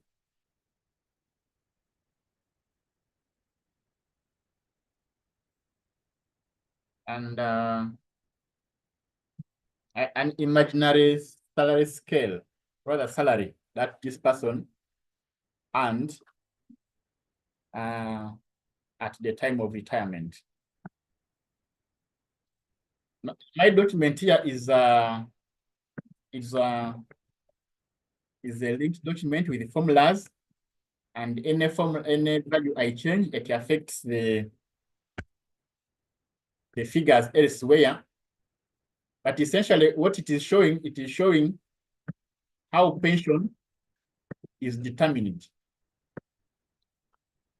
I wish to draw your attention to column number 6. Is that the column or the row? Yeah.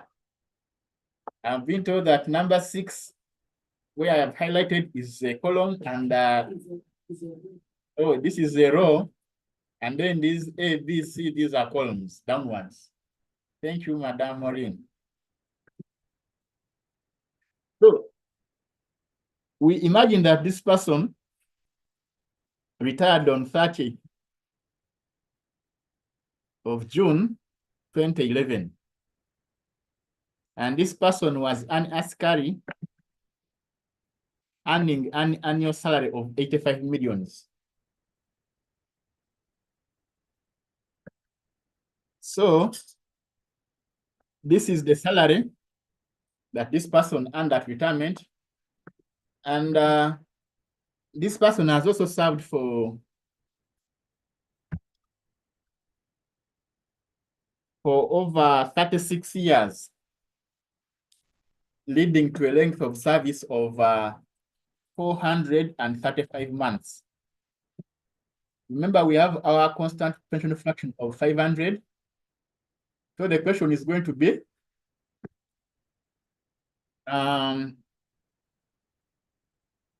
what is this person's pension, first of all? We remember we said the pension formula is pension is, we come here and select length of service, we multiply by annual salary. Multiply by annual salary, and we divide this by 500. So it gives this person, this askari, an annual pension of 73 millions annually. That is what this person is going to be earning as pension annually. And if I told you pension is a fraction of the person's salary that they last earned, and it is determined by the fraction of the length of service over the accrual rate of 500. Let us confirm whether these two are actually equal. So if we say, what is the proportion of this pension over the salary? It is 0.87. So we want to determine whether the length of service and the accrual rate are also going to give us the same fraction. Indeed, the fractions are giving us the same value, so we can confirm that our calculation is accurate. Our law, as earlier I mentioned, it tells us that somebody has a right to either take this and earn it annually, monthly, or they can take a portion of this and earn it as a lump sum at the time of retirement. And we said that the portion that is allowed under the law, paid to you upfront for 15 years, is a third. And that we have called it in public service gratuity, which is different from the gratuity that is paid by agencies and then other people who pay a contract gratuity. So for our case, gratuity is going to be 1/3, a third. That is the allowable fraction times the annual pension. And you multiply this by 15 years.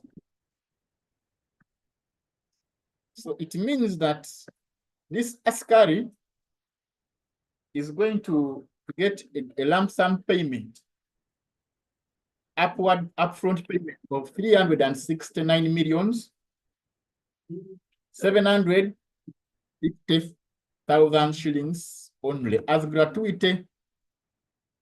And ladies and gentlemen, this we know is a third, and it has been paid as gratuity.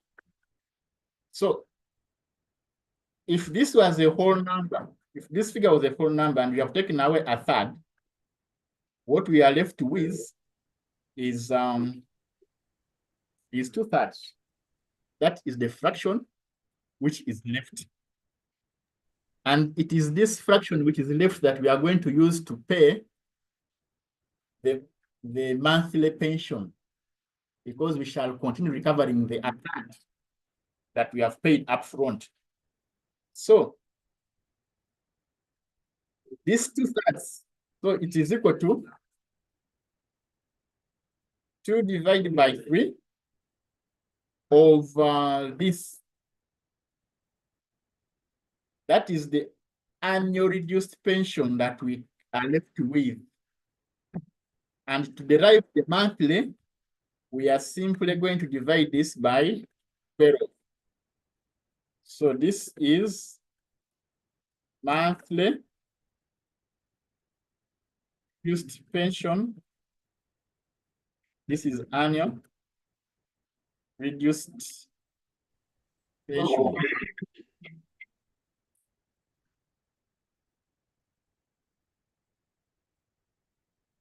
So, sorry.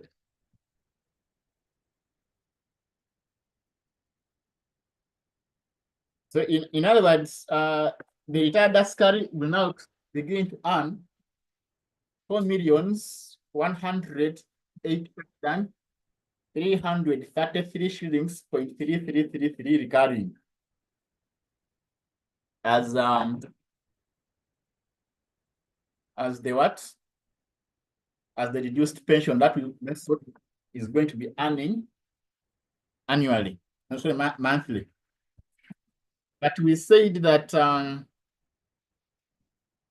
pension is adjusted to periodic adjustments. Rather, it is it's supposed to be subjected to periodic adjustments to take into consideration the changes in the value of money. Prior to 2018 July, the practice was to change the pension for the retirees based on the changes in the salary of the officers, that profession or in that job title. So in this case, for example, in case the annual salary for askaris in the following financial year changed to 95 millions, these are the figures that we get. It would mean this person is now entitled to 82 millions as annual pension. And if this figure changed the following year again to 120 millions, it would still affect the amount of pension that this person is supposed to be receiving. But in 2018, there was a change whereby now we went back to what the Constitution actually says, because when we talk about the changes in the value of money, that is the biggest determinant is price indexation, or the inflation that would really affect the basket of goods that your money at time T can purchase. For example, in 2000, I buy a kilo of sugar at 2,000 shillings. But if somebody sends me 2,000 shillings right now, I may not be able to buy a kilo of sugar. So what the Pensions Act provides is for that if in 2000 I was able to buy a kilo of sugar with my pension, even this financial year, 20 years later, I should be able to buy the same amount of goods as I used to be able to afford 20 years ago. So what changed in 2018? We introduced price indexation. And this was determined by the rate of inflation that would be declared by Ministry of Finance through its agency of the Uganda Bureau of Statistics. And in that financial year, finance declared an inflation rate of 3.4%. And this translates into 1.034. So it would mean that the pension changes of this value of the previous financial year would increase by 1.034. So what does that mean? Here is the formula. This person, the previous financial was getting 100 millions as annual pension. But now your boss has declared an inflation of 1.034. So it would mean that this value of money would increase by this inflationary rate. And this gives you the changes in pension. That is what I want to demonstrate. And the other issue that I can demonstrate is the issue of full pension. We have consistently inquired into this issue of full pension. What is full pension? For the people who have not been with me for some time, just allow us to go back at the moment of retirement. At the moment of retirement, we determined this as our annual pension. But by payment of this amount of 369 millions, we were taking away a portion of this 73 millions and paying it up front. And what remained was actually 4.1 millions monthly. It means we took away 2.5 millions and we paid it up front for 15 years. That's how we got the 395. So it means this person has been getting less by 2.5 millions, 2.05 millions. So as a human resource, what you need to do is that on the anniversary of the 15 years into retirement for each and every other public of every other pensioner. For example, if this person is making 15 years on 30th June 2025, and let's imagine maybe this person is earning 9 millions in 30th June, and the 1st July 2025, they are going to begin on their 16th year into retirement. The easiest thing to do without confusing yourself is to simply come and pick this figure, which he is earning now. You pick this figure and you add it to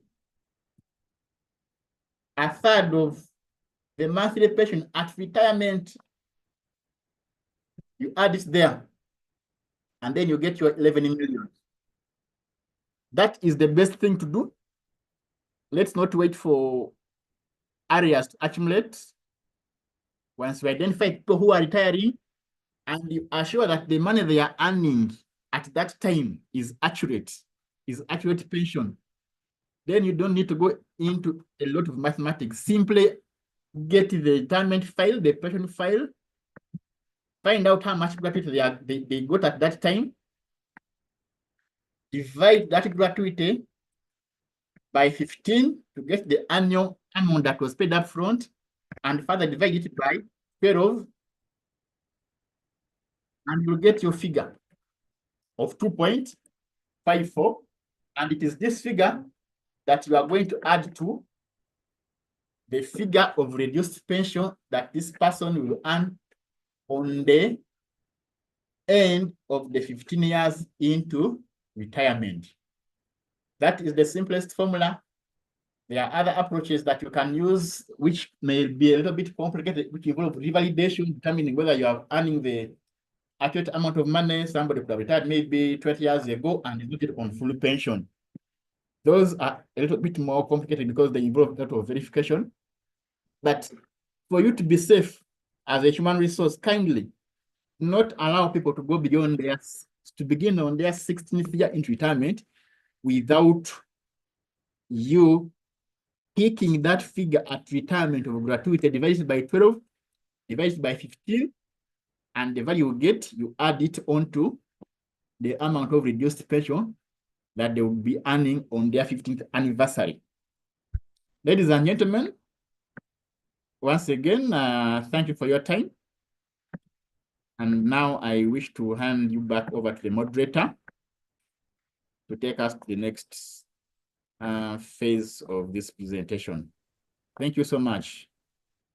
Thank you, Joseph, for such a thrilling presentation. Members, join me in applauding Joseph for such a good presentation. A thunderous clap. Yeah, Joseph, thank you very much. Members, as I had earlier said, you can see this man is an expert in computation. Most of us usually get difficulties in computing pension, especially when it comes to full pension. We've been receiving many concerns. So in case you are not well conversant with the computation, please don't hesitate to contact us. And please tell our pensioners that full pension is not full salary. Because in most instances, we've received pensioners claiming that they don't get full pension. When you check, you find the gentleman is getting full pension, but for them, they think it is full salary. So if you retired as a senior consultant, he wants to be paid 12 million. So help us in sensitizing them more. Then also when he talked about retirement on medical grounds, members, I'm sure you are aware that the functions of the medical boards were decentralized. So now when you have an officer to appear before the medical board, you refer him to the nearest referral hospital. We no longer send them to the Ministry of Health. And then another challenge you've also noted, whenever the medical board makes an opinion, then they think that is sufficient. No, it is not sufficient until that person, if the medical board recommends retirement on medical grounds, it is not sufficient until the appointing authority retire that person on medical ground. So when you get a recommendation from the medical board, please, you submit them to the appointing authorities for retirement of such officers. Now, members, now we are going to what they call photo moment. So I want to give you like 50 seconds. We all turn on our cameras and we go for a photo moment. 50 seconds. Please, members, all of you turn on your cameras. I've already turned on mine. Yes. Dennis, have you turned on your camera? Timbieta? Yes, thank you. Andrew Beast, thank you. Turn on. Semaganda Julius, I'm seeing you. Yes, sir. Members, let's keep our cameras on as I'm taking some pics for our moment. Asante Anna. Turn on your camera.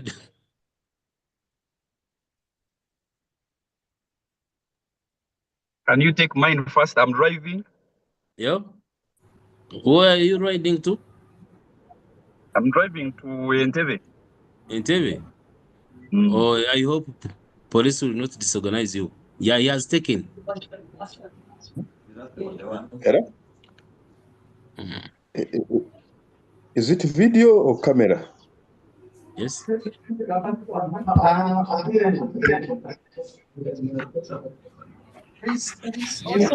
You click on video. There is an icon for video.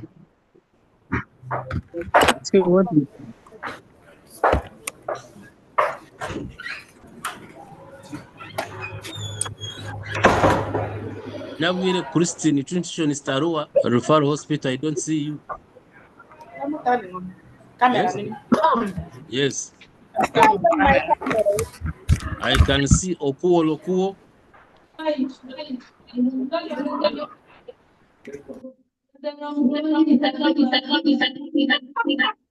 I've not seen the Lion from Ministry of Defense. Lion from Modifa, please turn on your camera.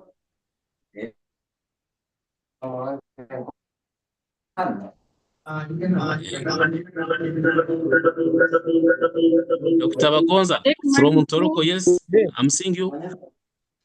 Okay. So, have you taken mine? Yes.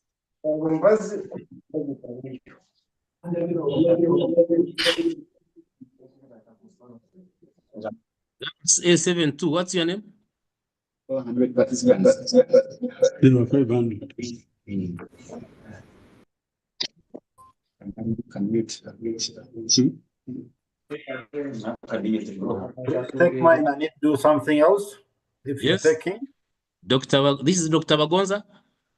Dr. Yes. Nyeko. Dr. Nyeko. Thank you, Doctor. Yes. This is Afande who? Yes. Nabitaka Florence using Techno. Asante sana Afande. Mungu akubariki. This is Ivan Mutaka, Minister of Finance. Oh, there you can see how is Mofped. Who is that one behind you? I'm here with the player. Leah. How are you? Fine, how are you? Fine, thanks for honoring our invitation. Thank you, welcome. Yeah. Members, please. Who is this in Lake Victoria? Who is this one? This is John Francis Karasul from Koboko. Yes. Also take mine. Take Afande? mine, Karasul from Koboko. Karasul from Koboko. Oh, thank you. Take mine also. Yeah. Yes, Afande. Yes, please. Ari yenyewe. Yes, who is this one? Good morning. Also take mine. Yes. I want to leave. Yes, who is this one? Annette. Check mine from Northwest Nile region. SP Dragulu Ignatius from Moyo. SP Dragulu Ignatius from Moyo. Oh, nakusalamia Afande. Asante. Yes, I'm from IG. Annette Twine, take mine. I'm driving. Annette Twine, Twine from IG. Did you receive my declaration form? Didn't you receive the acknowledgement? I did. Adam, have you taken mine? Yes, this is who? Oh, And signed out. Commissioner Annette Musingusi. We are honored to have you. Please take. So thank you for the presentations. You're welcome, Madam Commissioner. Hello, good morning. Yes. By the way, members. Commissioner, members. bye. No, don't say bye. We are going to Q&A. Don't leave. Bye. After 5 minutes. Take mine. Yes. Commissioner, So, we are done don't with leave. We are going to photos. Q&A. Okay, I'm we are still done around. with photos. Alan, This commissioner, we are done with Take photos. mine. Oh, members, you take for this one, then we go to Q&A. Take mine Sure, also. we are done. We are Also done, take Take for commissioner. Afande. Afande. Yeah. Yes, this is SP Musazi, OC Station Luengo. Luengo, hey, how's Luengo? Luengo is okay. I was there 2 weeks ago. Yeah, oh. Yes. Okay. There is that illegal school. Afande Rock Musazi. Yes, please. There is that illegal school in Luengo. Which is operating illegally. I hope We you've shall taken handle. mine also. Yes. Shravya Florence, Internal Affairs. Internal Affairs. Yeah, Yes, they are taking. Florence. So, members, I take the pleasure to thank you for giving us an opportunity to share this photo moment. Now, I suggest that we go to raising some issues which were unanswered. Those ones which were being sent have been recorded. We are also going to respond. So now, whoever has an issue, you raise up your arm, then we pick on you and you tell us. Comments, supplements, etc. But people are low. Yes. Yeah, just You want to respond? Mr. Victor, So you wanted to. There are some questions on chat. And if you find you have. Yeah.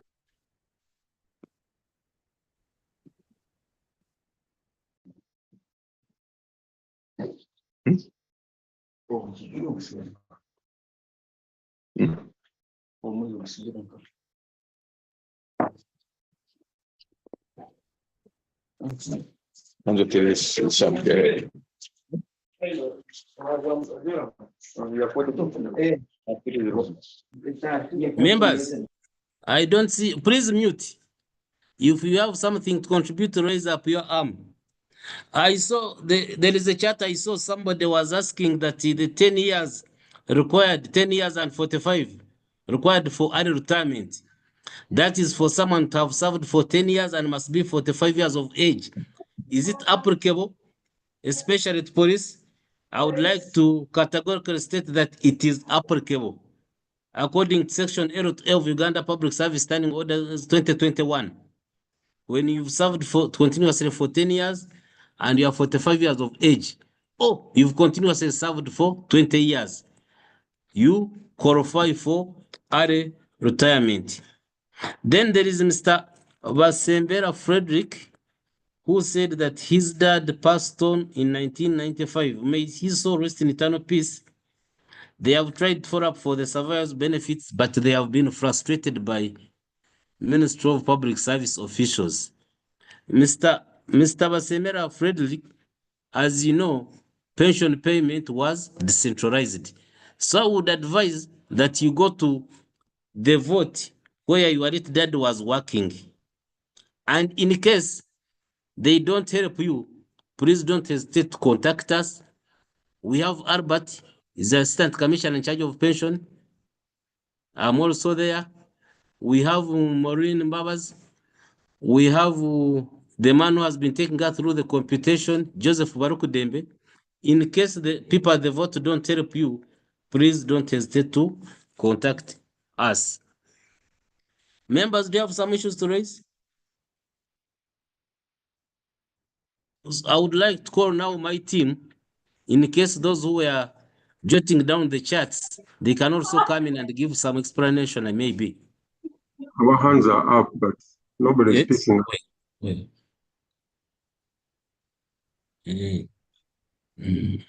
This is. Oh, we have MKN. Yes, MKN, you have something? Yes. That is me. That is Kenneth Mugavi. Yes. From the Ministry of Agriculture. Oh, you're welcome. Please, your comment. Thank you very much, Commissioner, and thank you, Joseph, for those wonderful presentations. They've been very educative. I have two issues. One is for Commissioner in reference to slide number 16, where he raised Yes, where he raised a number of questions to ponder. My concern, I was not really satisfied with the answer because they are very important questions he raised regarding retirement, but I was expecting to have some clear answers to those questions on slide number 16, if we could go there. Then also, Wana Joseph Balikudembe, he talked about life certificates. May I know how often a retired person is supposed to be filling these life certificates? Is it annually? Is it? We would like to have some more information about. Thank you. Let's go to Patrick. IG Moyo. Yes, Patrick, are you from Moyo? Yes. You hear from people in Metu? Yes, people in Metu are all fine. My regards to them. Okay. You answer your question. Patrick, we can't hear you. It seems we've lost Patrick. Can we go to Jowaria? Jowaria? Hello. Yes, sir. Hey, Jowaria, you're welcome. Yes, Please, you are I'm Joelia from Ministry of From? Local Government. Oh. Ministry of Local Government. Hey, you're welcome, Jowaria. Yeah, I would like to thank the presenters for the good presentations Yes. and the moderators for the well-revised sessions. Mine Yes. is a question on retirement on marriage account. What is your position You in Ministry of Local mentioned Government, Jowaria? retirement on marriage ground. Yes. Yes, you mentioned that if someone retires on marriage ground, should have served for at least 5 years. And must be confirmed in service. And you said that he will get pension in lump sum. No, marriage gratuity. It is marriage gratuity, Marriage yes. gratuity and lump sum.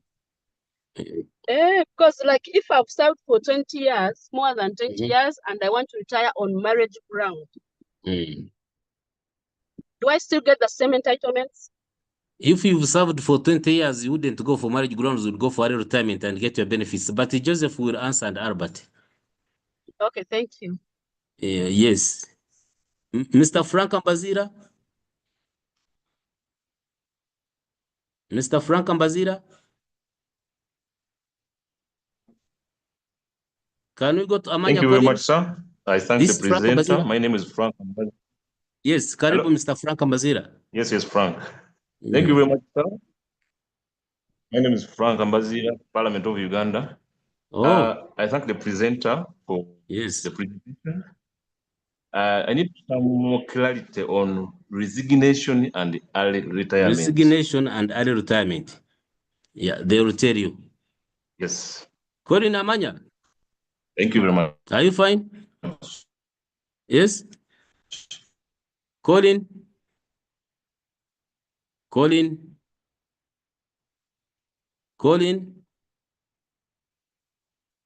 It's like we've lost Colin. My brother from Moyo, are you back? Yes, I'm back. Sorry about the connectivity issues here. Yes. And I was just saying I was thanking the team for this presentation. And my concern is when Mr. Mwesko was presenting, no, Joseph, he talked about pension being paid timely. But for us in West Nile, we get a lot of complaints about delay in payment of pensions, especially Arua District Local Government and Madiokolo. So is there a way public service can support maybe these local governments to ensure that they pay pension timely? Because these senior citizens rely on that pension so much, whereas we said earlier on that we should get alternative sources of income. It is easier said than done. So can we have a mechanism to improve timely payment of pension to our senior citizens? Thank you very much. The law talks of by 28th. Amanya Colin, this man of agriculture, we've lost him. So, meanwhile, Albert and Joseph. Hello. Let's start with Albert, please. Your responses. I got a question on slide 16. They said your answers are not sufficient, sir. Were they not sufficient? Or you wanted more? The next slide 17, I was explaining how, for example, you get back to the community and avoiding the shock factors. I was advising that you keep going back to the communities and your up-country homes, and that when you reach there, you don't raise up your car glasses up, open and interact with the community.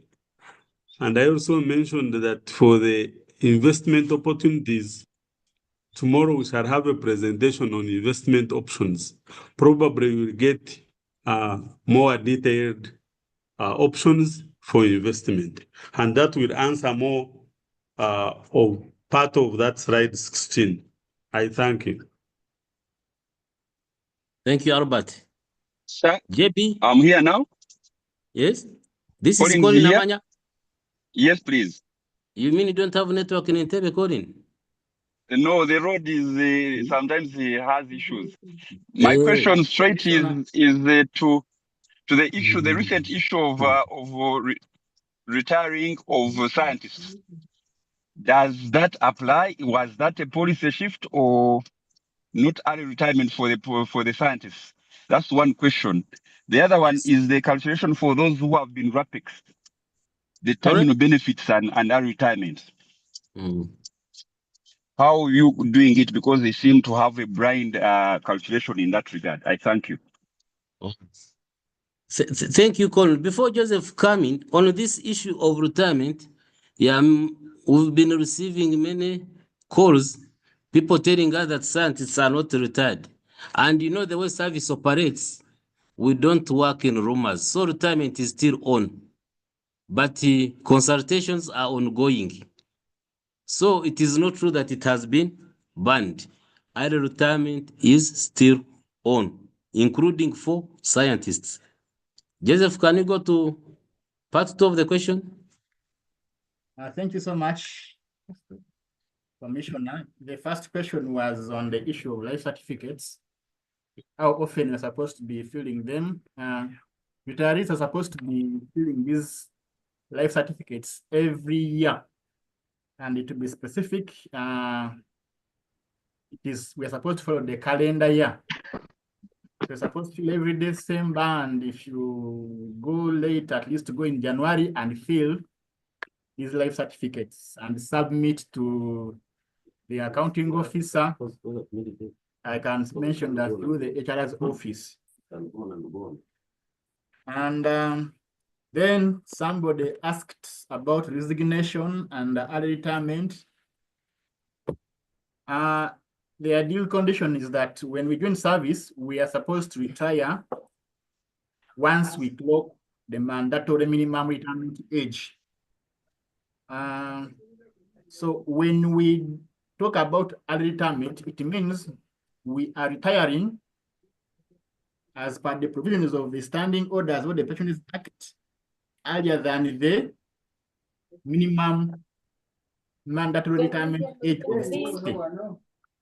And this, like I mentioned earlier, it can either be initiated by the organization, that is the government, through restructuring or abolition of office, or this early retirement can be on the medical grounds still, because that is also a retirement, but it can also be initiated by the individual officer. For example, those ones who have served for 10 years and are 45 and above, and those ones who have served for 20 consecutive years, regardless of age. You can also request the public service to allow you to go for early retirement, that is before you clock the minimum mandatory retirement age. And then resignation, what you also need to know about it is that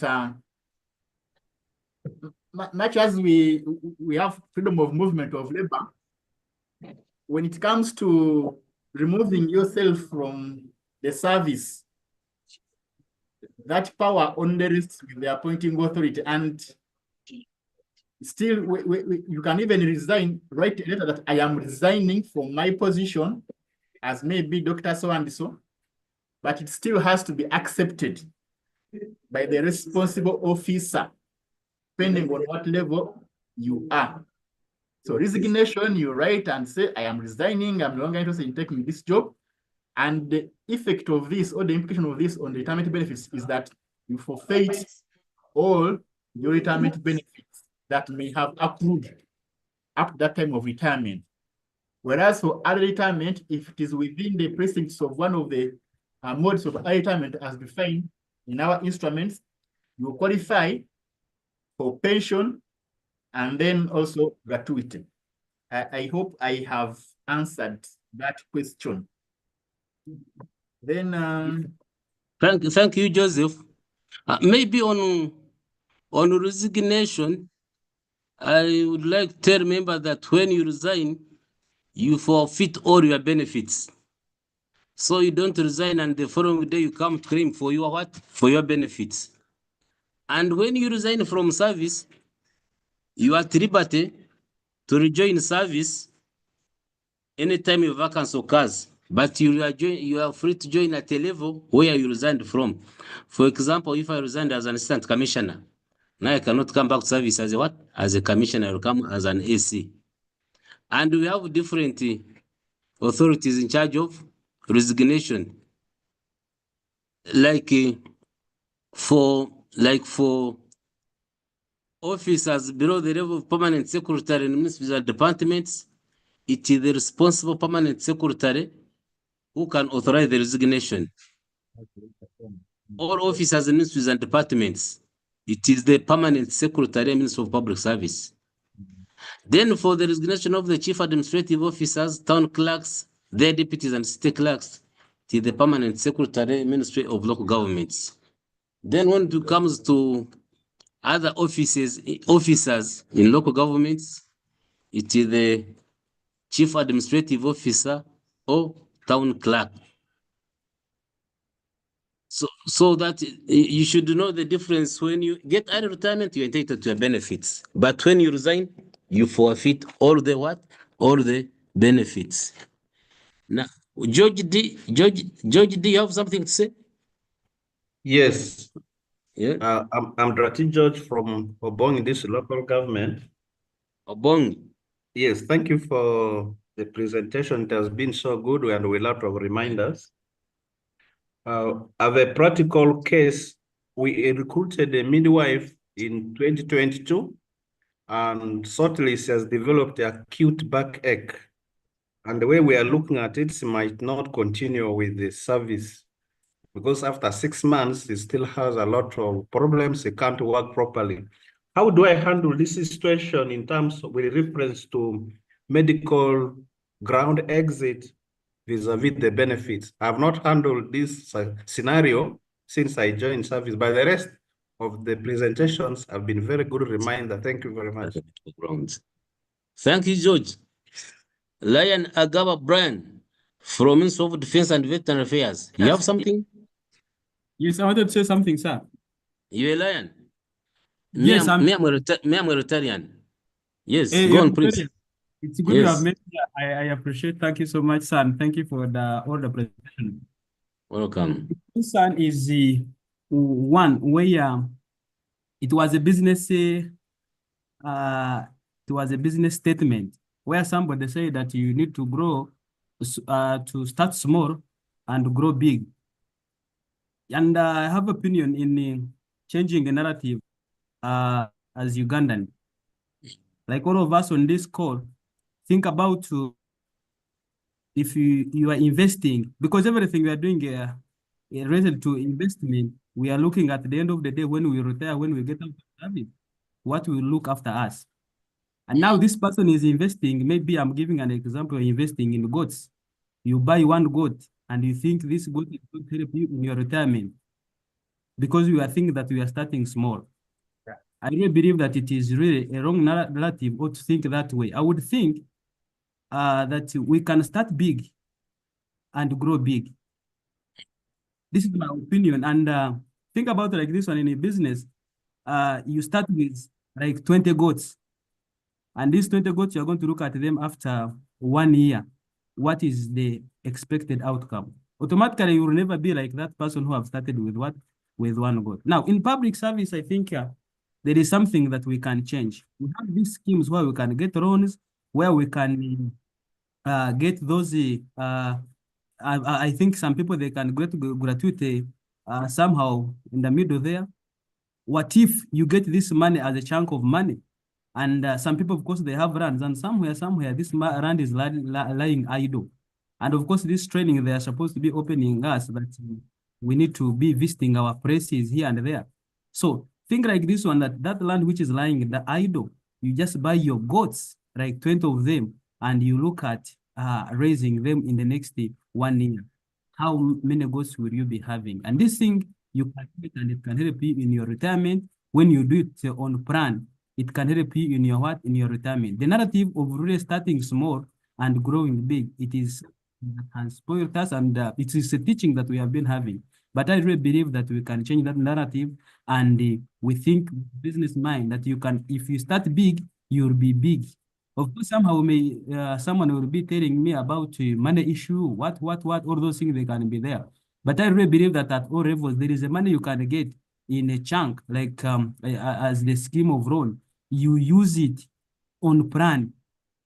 I am thinking this person who is looking at raising 1 goat or 2 goats that you want to be retirement, like enjoy your retirement, and then you think about starting small and growing big, it will be something that will not help you. So let's plan business, and we know that in our retirement, we shall be. Rotarian Agava Brand, for all your observations, we've noted them. Now, why you had said start small and grow big, you want to bring everybody on board. Adam should not get up and say, since I'm small, I cannot start. But of course, when you start big, you will grow biggest. Are you getting me? Thanks for your comment. Sarongo Timbieta Dennis, as we wind up. Thank you, Commissioner Adam. I have three things to talk about. One, there are people who have been employed and have been on. Like we are losing you, Sarongo.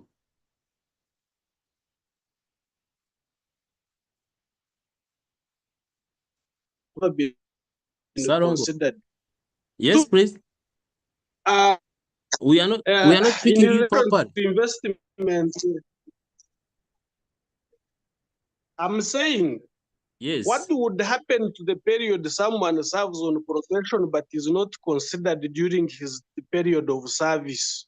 Because I remember some people can be on probation beyond the stated period, but it is not even talked about. Then two, in terms of investment in relation to preparation for retirement, when you go into service, especially like for us, take an example of a health worker, it at times becomes very hard to run 2 institutions. You run the government institutions, and then you have your side investment. At times, people who have excelled in terms of preparation for maybe for retirement, they become inefficient in providing for a government job. So at times it becomes very hard to plan against the government job in preparation for retirement. Then someone has just said that the nurse was recruited, then after a very, very small time of service has developed a medical condition. Usually when someone is employed in the government, there is that medical form which is filled. And it has been taken for granted. People don't take in interest in examining those new recruits for government.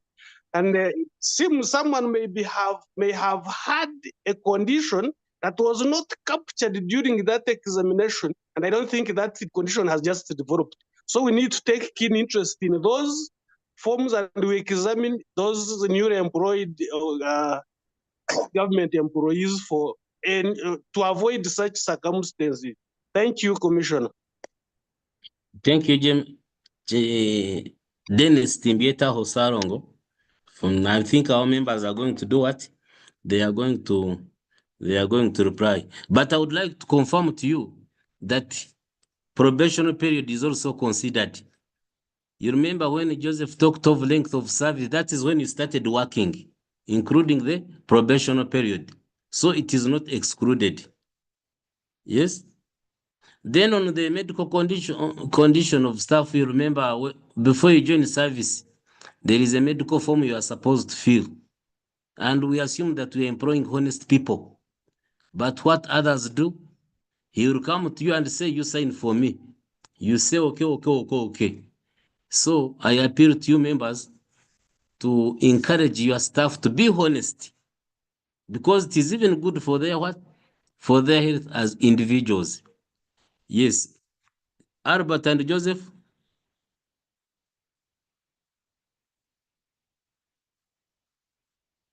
Albert and Joseph. Patricia Nassar, you have something to say? Commissioner. Yes, good Yes, please. morning. Morning, Patricia. From where? Hello. Hello, morning. Patricia. Which vote are you from? Patricia. Thanks for the presentation. Which ministry are you from? Thanks for the presentation. I just have one question. I'm Yes. someone who worked in public service for 9 years and left for maybe a contract job in another government agency. Have a letter of transfer within service. Can they get Yeah. their pension as well? Joseph, can you answer that? Yeah. You remember, I'm sure on the last paragraph of your letter, you were saying your pension will be preserved and will be paid upon eventual retirement from that organization you left. Is it there? Patricia? Patricia? Hello? Hello? Yes. Yes, I can get you now. Yes. I'm saying Yes. on the last paragraph of your letter, Yes. allowing you to transfer to other public service, Yes. they said your pension shall be preserved until you leave that organization on pensionable circumstances. Is it there? Yes, it is. Oh. So, and you know, you are supposed to have served for 10 years, what they call pension qualifying service. If you've not served that, then you can get what? What is it called? Short something gratuity? Short-term gratuity. Yes. Yes. So you'll qualify for that. Not monthly pension. Joseph. Thank you for the feedback. But my colleagues can also come in. Okay, thank you, Commissioner. Thank you, Patricia, for that question. My name is Maureen Mbabazi. During the presentations, there are some questions I picked and I would like to respond to them here.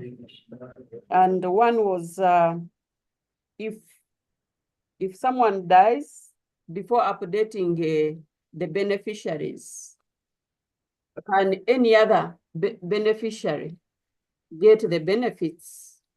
So the answer here is yes. Anybody can be a beneficiary, can receive for someone's benefits who dies, as long as he gets the letters of administration.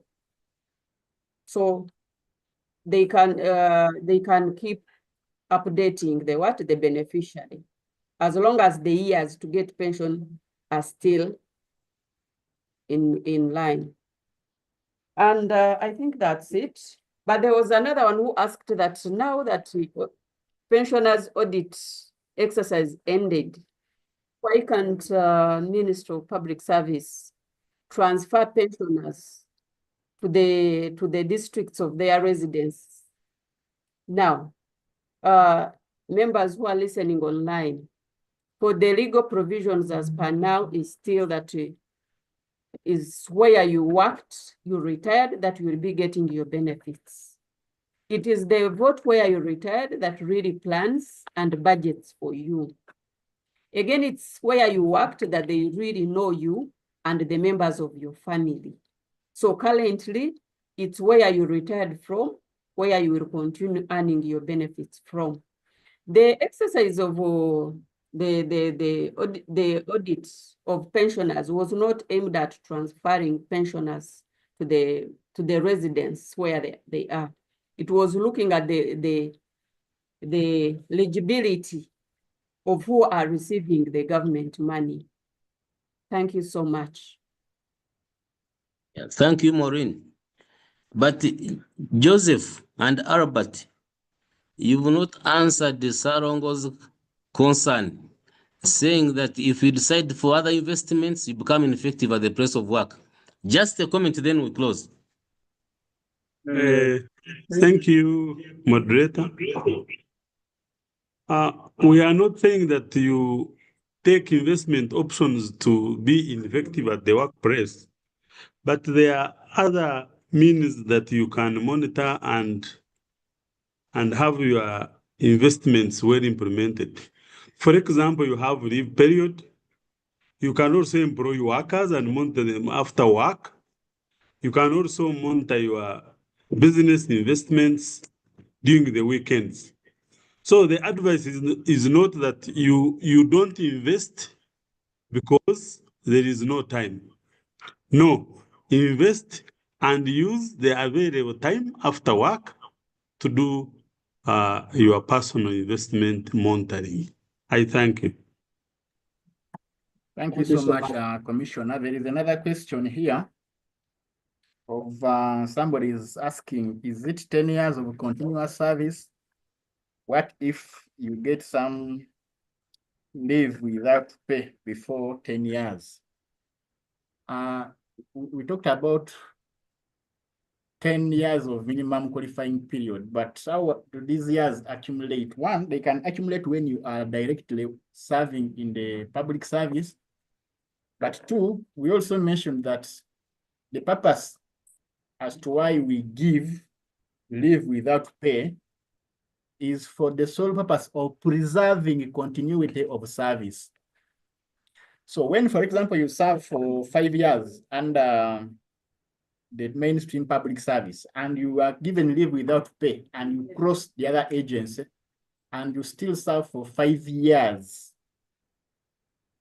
that would constitute 10 years and it will still be continuous. What much as will be regulated in service, it will be still a qualifying period of service. So this leave without pay, the purpose is for this to preserve continuity of service, much as we would not include the other links of service of 5 years in the computation, because it is not pension earning, but it is pension qualifying. Those are the terms that we use.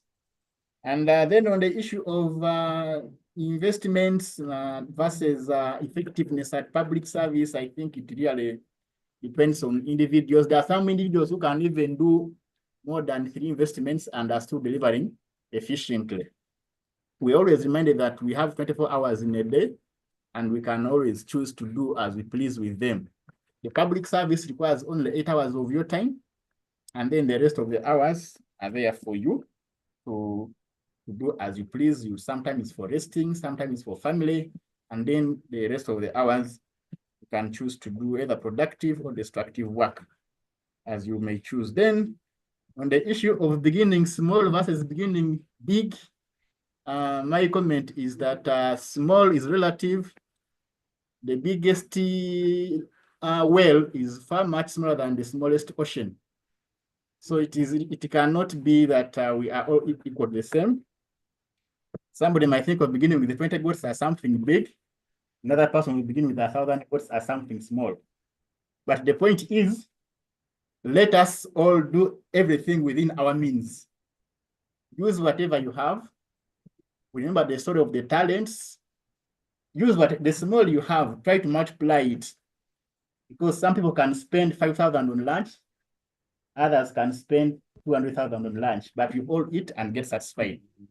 So the issue of small, big, the point is let us all be able to do something with what we have.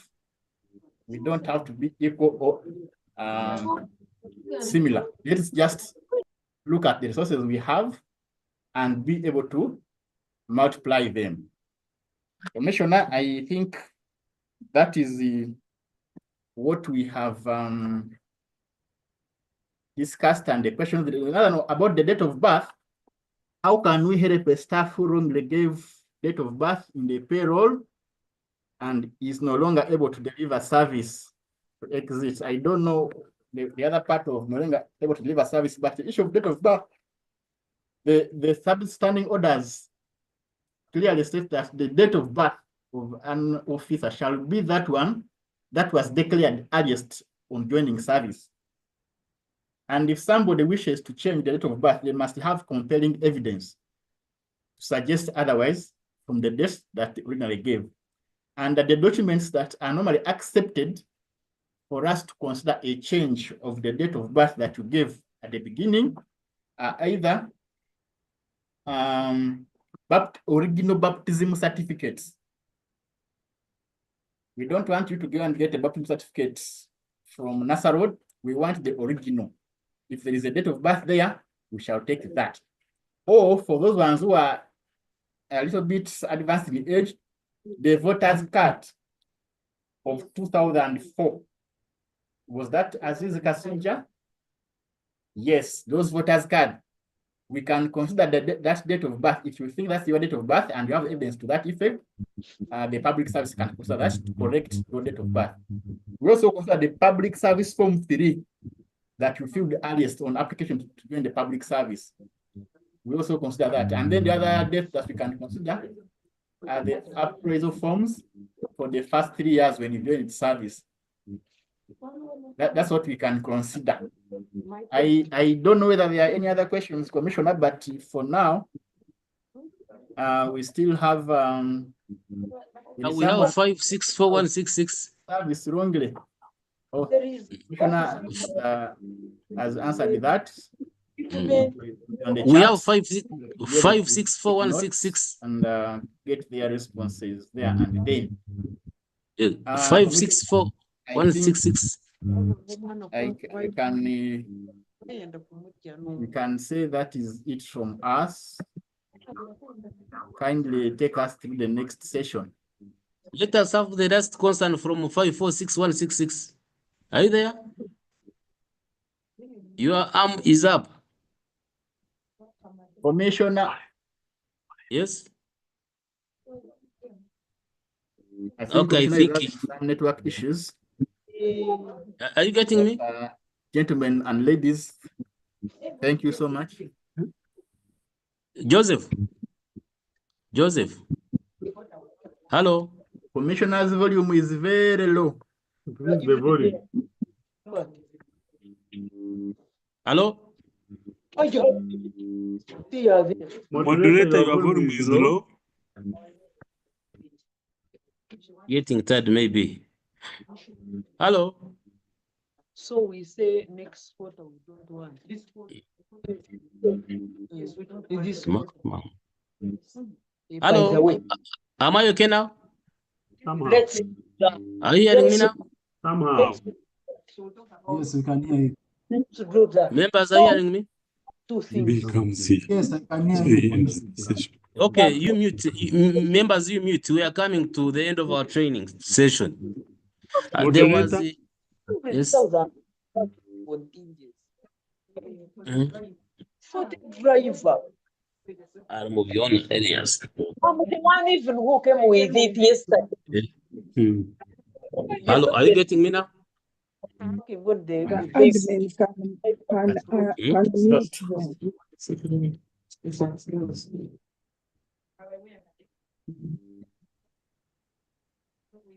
Dear participants, are you hearing me now? Hello. We hear you. Muting you. Are you hearing me? Yeah. Clearly. Yes. Can we have a go, Stephen Isaac? Mr. Go.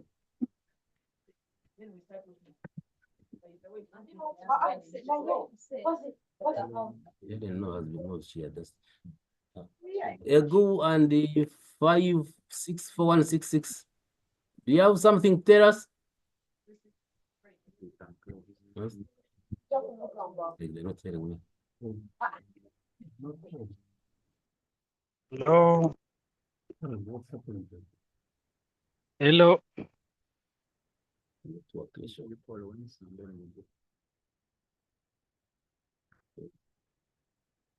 Yes. Are we together now? Hello. Yes. You had been challenged by some technological issues. I'm seeing Mr. Ego Stephen wants to tell us something. Are you still with us? Online? Ego Stephen? Hello, Yes. Who is this? Helen Barunji. Helen Birunji. Thank you so much, sir, for the presentation. From which vote? I would like to request you to throw more light on the procedure for retirement on medical grounds. I didn't get you clearly on the issue of the medical board no longer sitting at Mulago that you talked of, that it's now at health. I didn't get the procedure well. The network was quite disturbing. And then the other issue is on the retirement benefits and payments. There is an issue at local government where one has retired and then they've begun receiving pension without their gratuity. We normally thought that someone first receives their gratuity and then the monthly pension payments come in later. But in this case, someone is getting pension and the local government hasn't paid their gratuity. They told them to wait. Is that normal? Does it happen? Thank you, sir. Thank you. And which vote are you from? 001. That is? President's office. Oh, thank you. Now, Helen, according to standing orders, when you have an ailment that is going to keep you away from duty for 3 days, you must seek for permission. Yes? Then if it's more than that, you must ask for sick leave for 30 days. And if you don't recover fully, your sick leave can be renewed, extended up to 90 days. So if 90 days elapse and you are not in position to resume work, you will be recommended to the medical board, examine you and advise whether the ailment you have can allow you to continue working or not. So if the medical board recommend that you have your health can allow you to continue working, you continue working. But if it recommends for retirement on medical grounds, so now before this medical board was domiciled in the Ministry of Health, an officer from Kisoro, from Koboko, and Busia, all of them would be submitted to appear before the medical board here in the Ministry of Health. Consequently, some would even reach retirement age, while others would even die before they are considered. So because of various concerns, now it was decentralized. For example, now for you who is domiciled here in the Ministry of Office of the President, you can go to Marago. Now, if somebody is a teacher in Kabare, he no longer needs to come to Kampala, he will go the responsible officer will recommend him to appear before the medical board of Kabare Regional Referral Hospital. Mbarara, you'll go to Mbarara Regional Referral Hospital. So that's why I'm saying it was decentralized. So they should not send people to Ministry of Health. Are we together, Helen? Then when the medical board makes a recommendation like somebody should be retired on medical grounds, you make a submission to the appointing authority. If it is a case with somebody working with Office of the President, a submission will be made to Public Service Commission. Somebody working with Nakaseke, a submission will be made to Nakaseke District Service Commission, recommending for retirement on medical grounds of that officer. Now on the issue of gratuity and pension, when I clock my retirement date, I'm supposed to get my gratuity in full and my pension. So they should be paid timely. But we've been getting concerned to the extent that some votes are paying partial gratuity. And when we question them, they say it is the issue of budget issues. So I urge you, plan in for the benefits in time. And then also, retirees should submit all the required documents in time. Otherwise, all are supposed to be paid when I retire. Abere Peter, are you still with us? No, she's not. So then there was a certain Afande who sent a chart that the different types of retirements which have been communicated, are they applicable to Uganda Police Force? I would like to confirm that they are applicable because they are also governed by the Public Service Standing Orders 2021 edition. I think members now, we have Julius Mia? Thank you, Commissioner, for your communication. Yes. I just wanted to request for clarification. I would like to know when does this life certificate, how often is it needed for a pensioner? Every year. Every year. Yes. And where would it be where is it supposed to be submitted? At the vote of retirement. For example, if you retired from Ministry of Internal Affairs, yes, sir, you take it to the PS Ministry of Internal Affairs. You no longer need to submit it to Ministry of Public Service one day year. Okay. Yes. Thank you so much. I think we've come to the end of today's session. I once again take the pleasure to thank you for the commitment and the attention you give to today's training session. It really shows the commitment you have. So I would like to thank you and pray that we maintain the same spirit tomorrow. Today we had about more than 500 members. So I pray that we maintain the same spirit tomorrow. And as I earlier told you, tomorrow we shall be having our permanent secretary throughout the session. So I pray that now you mobilize more members. Let's meet tomorrow we shall log in at 8:30. Thank you. Have a good day. Bye. I hope the noise will be worked on.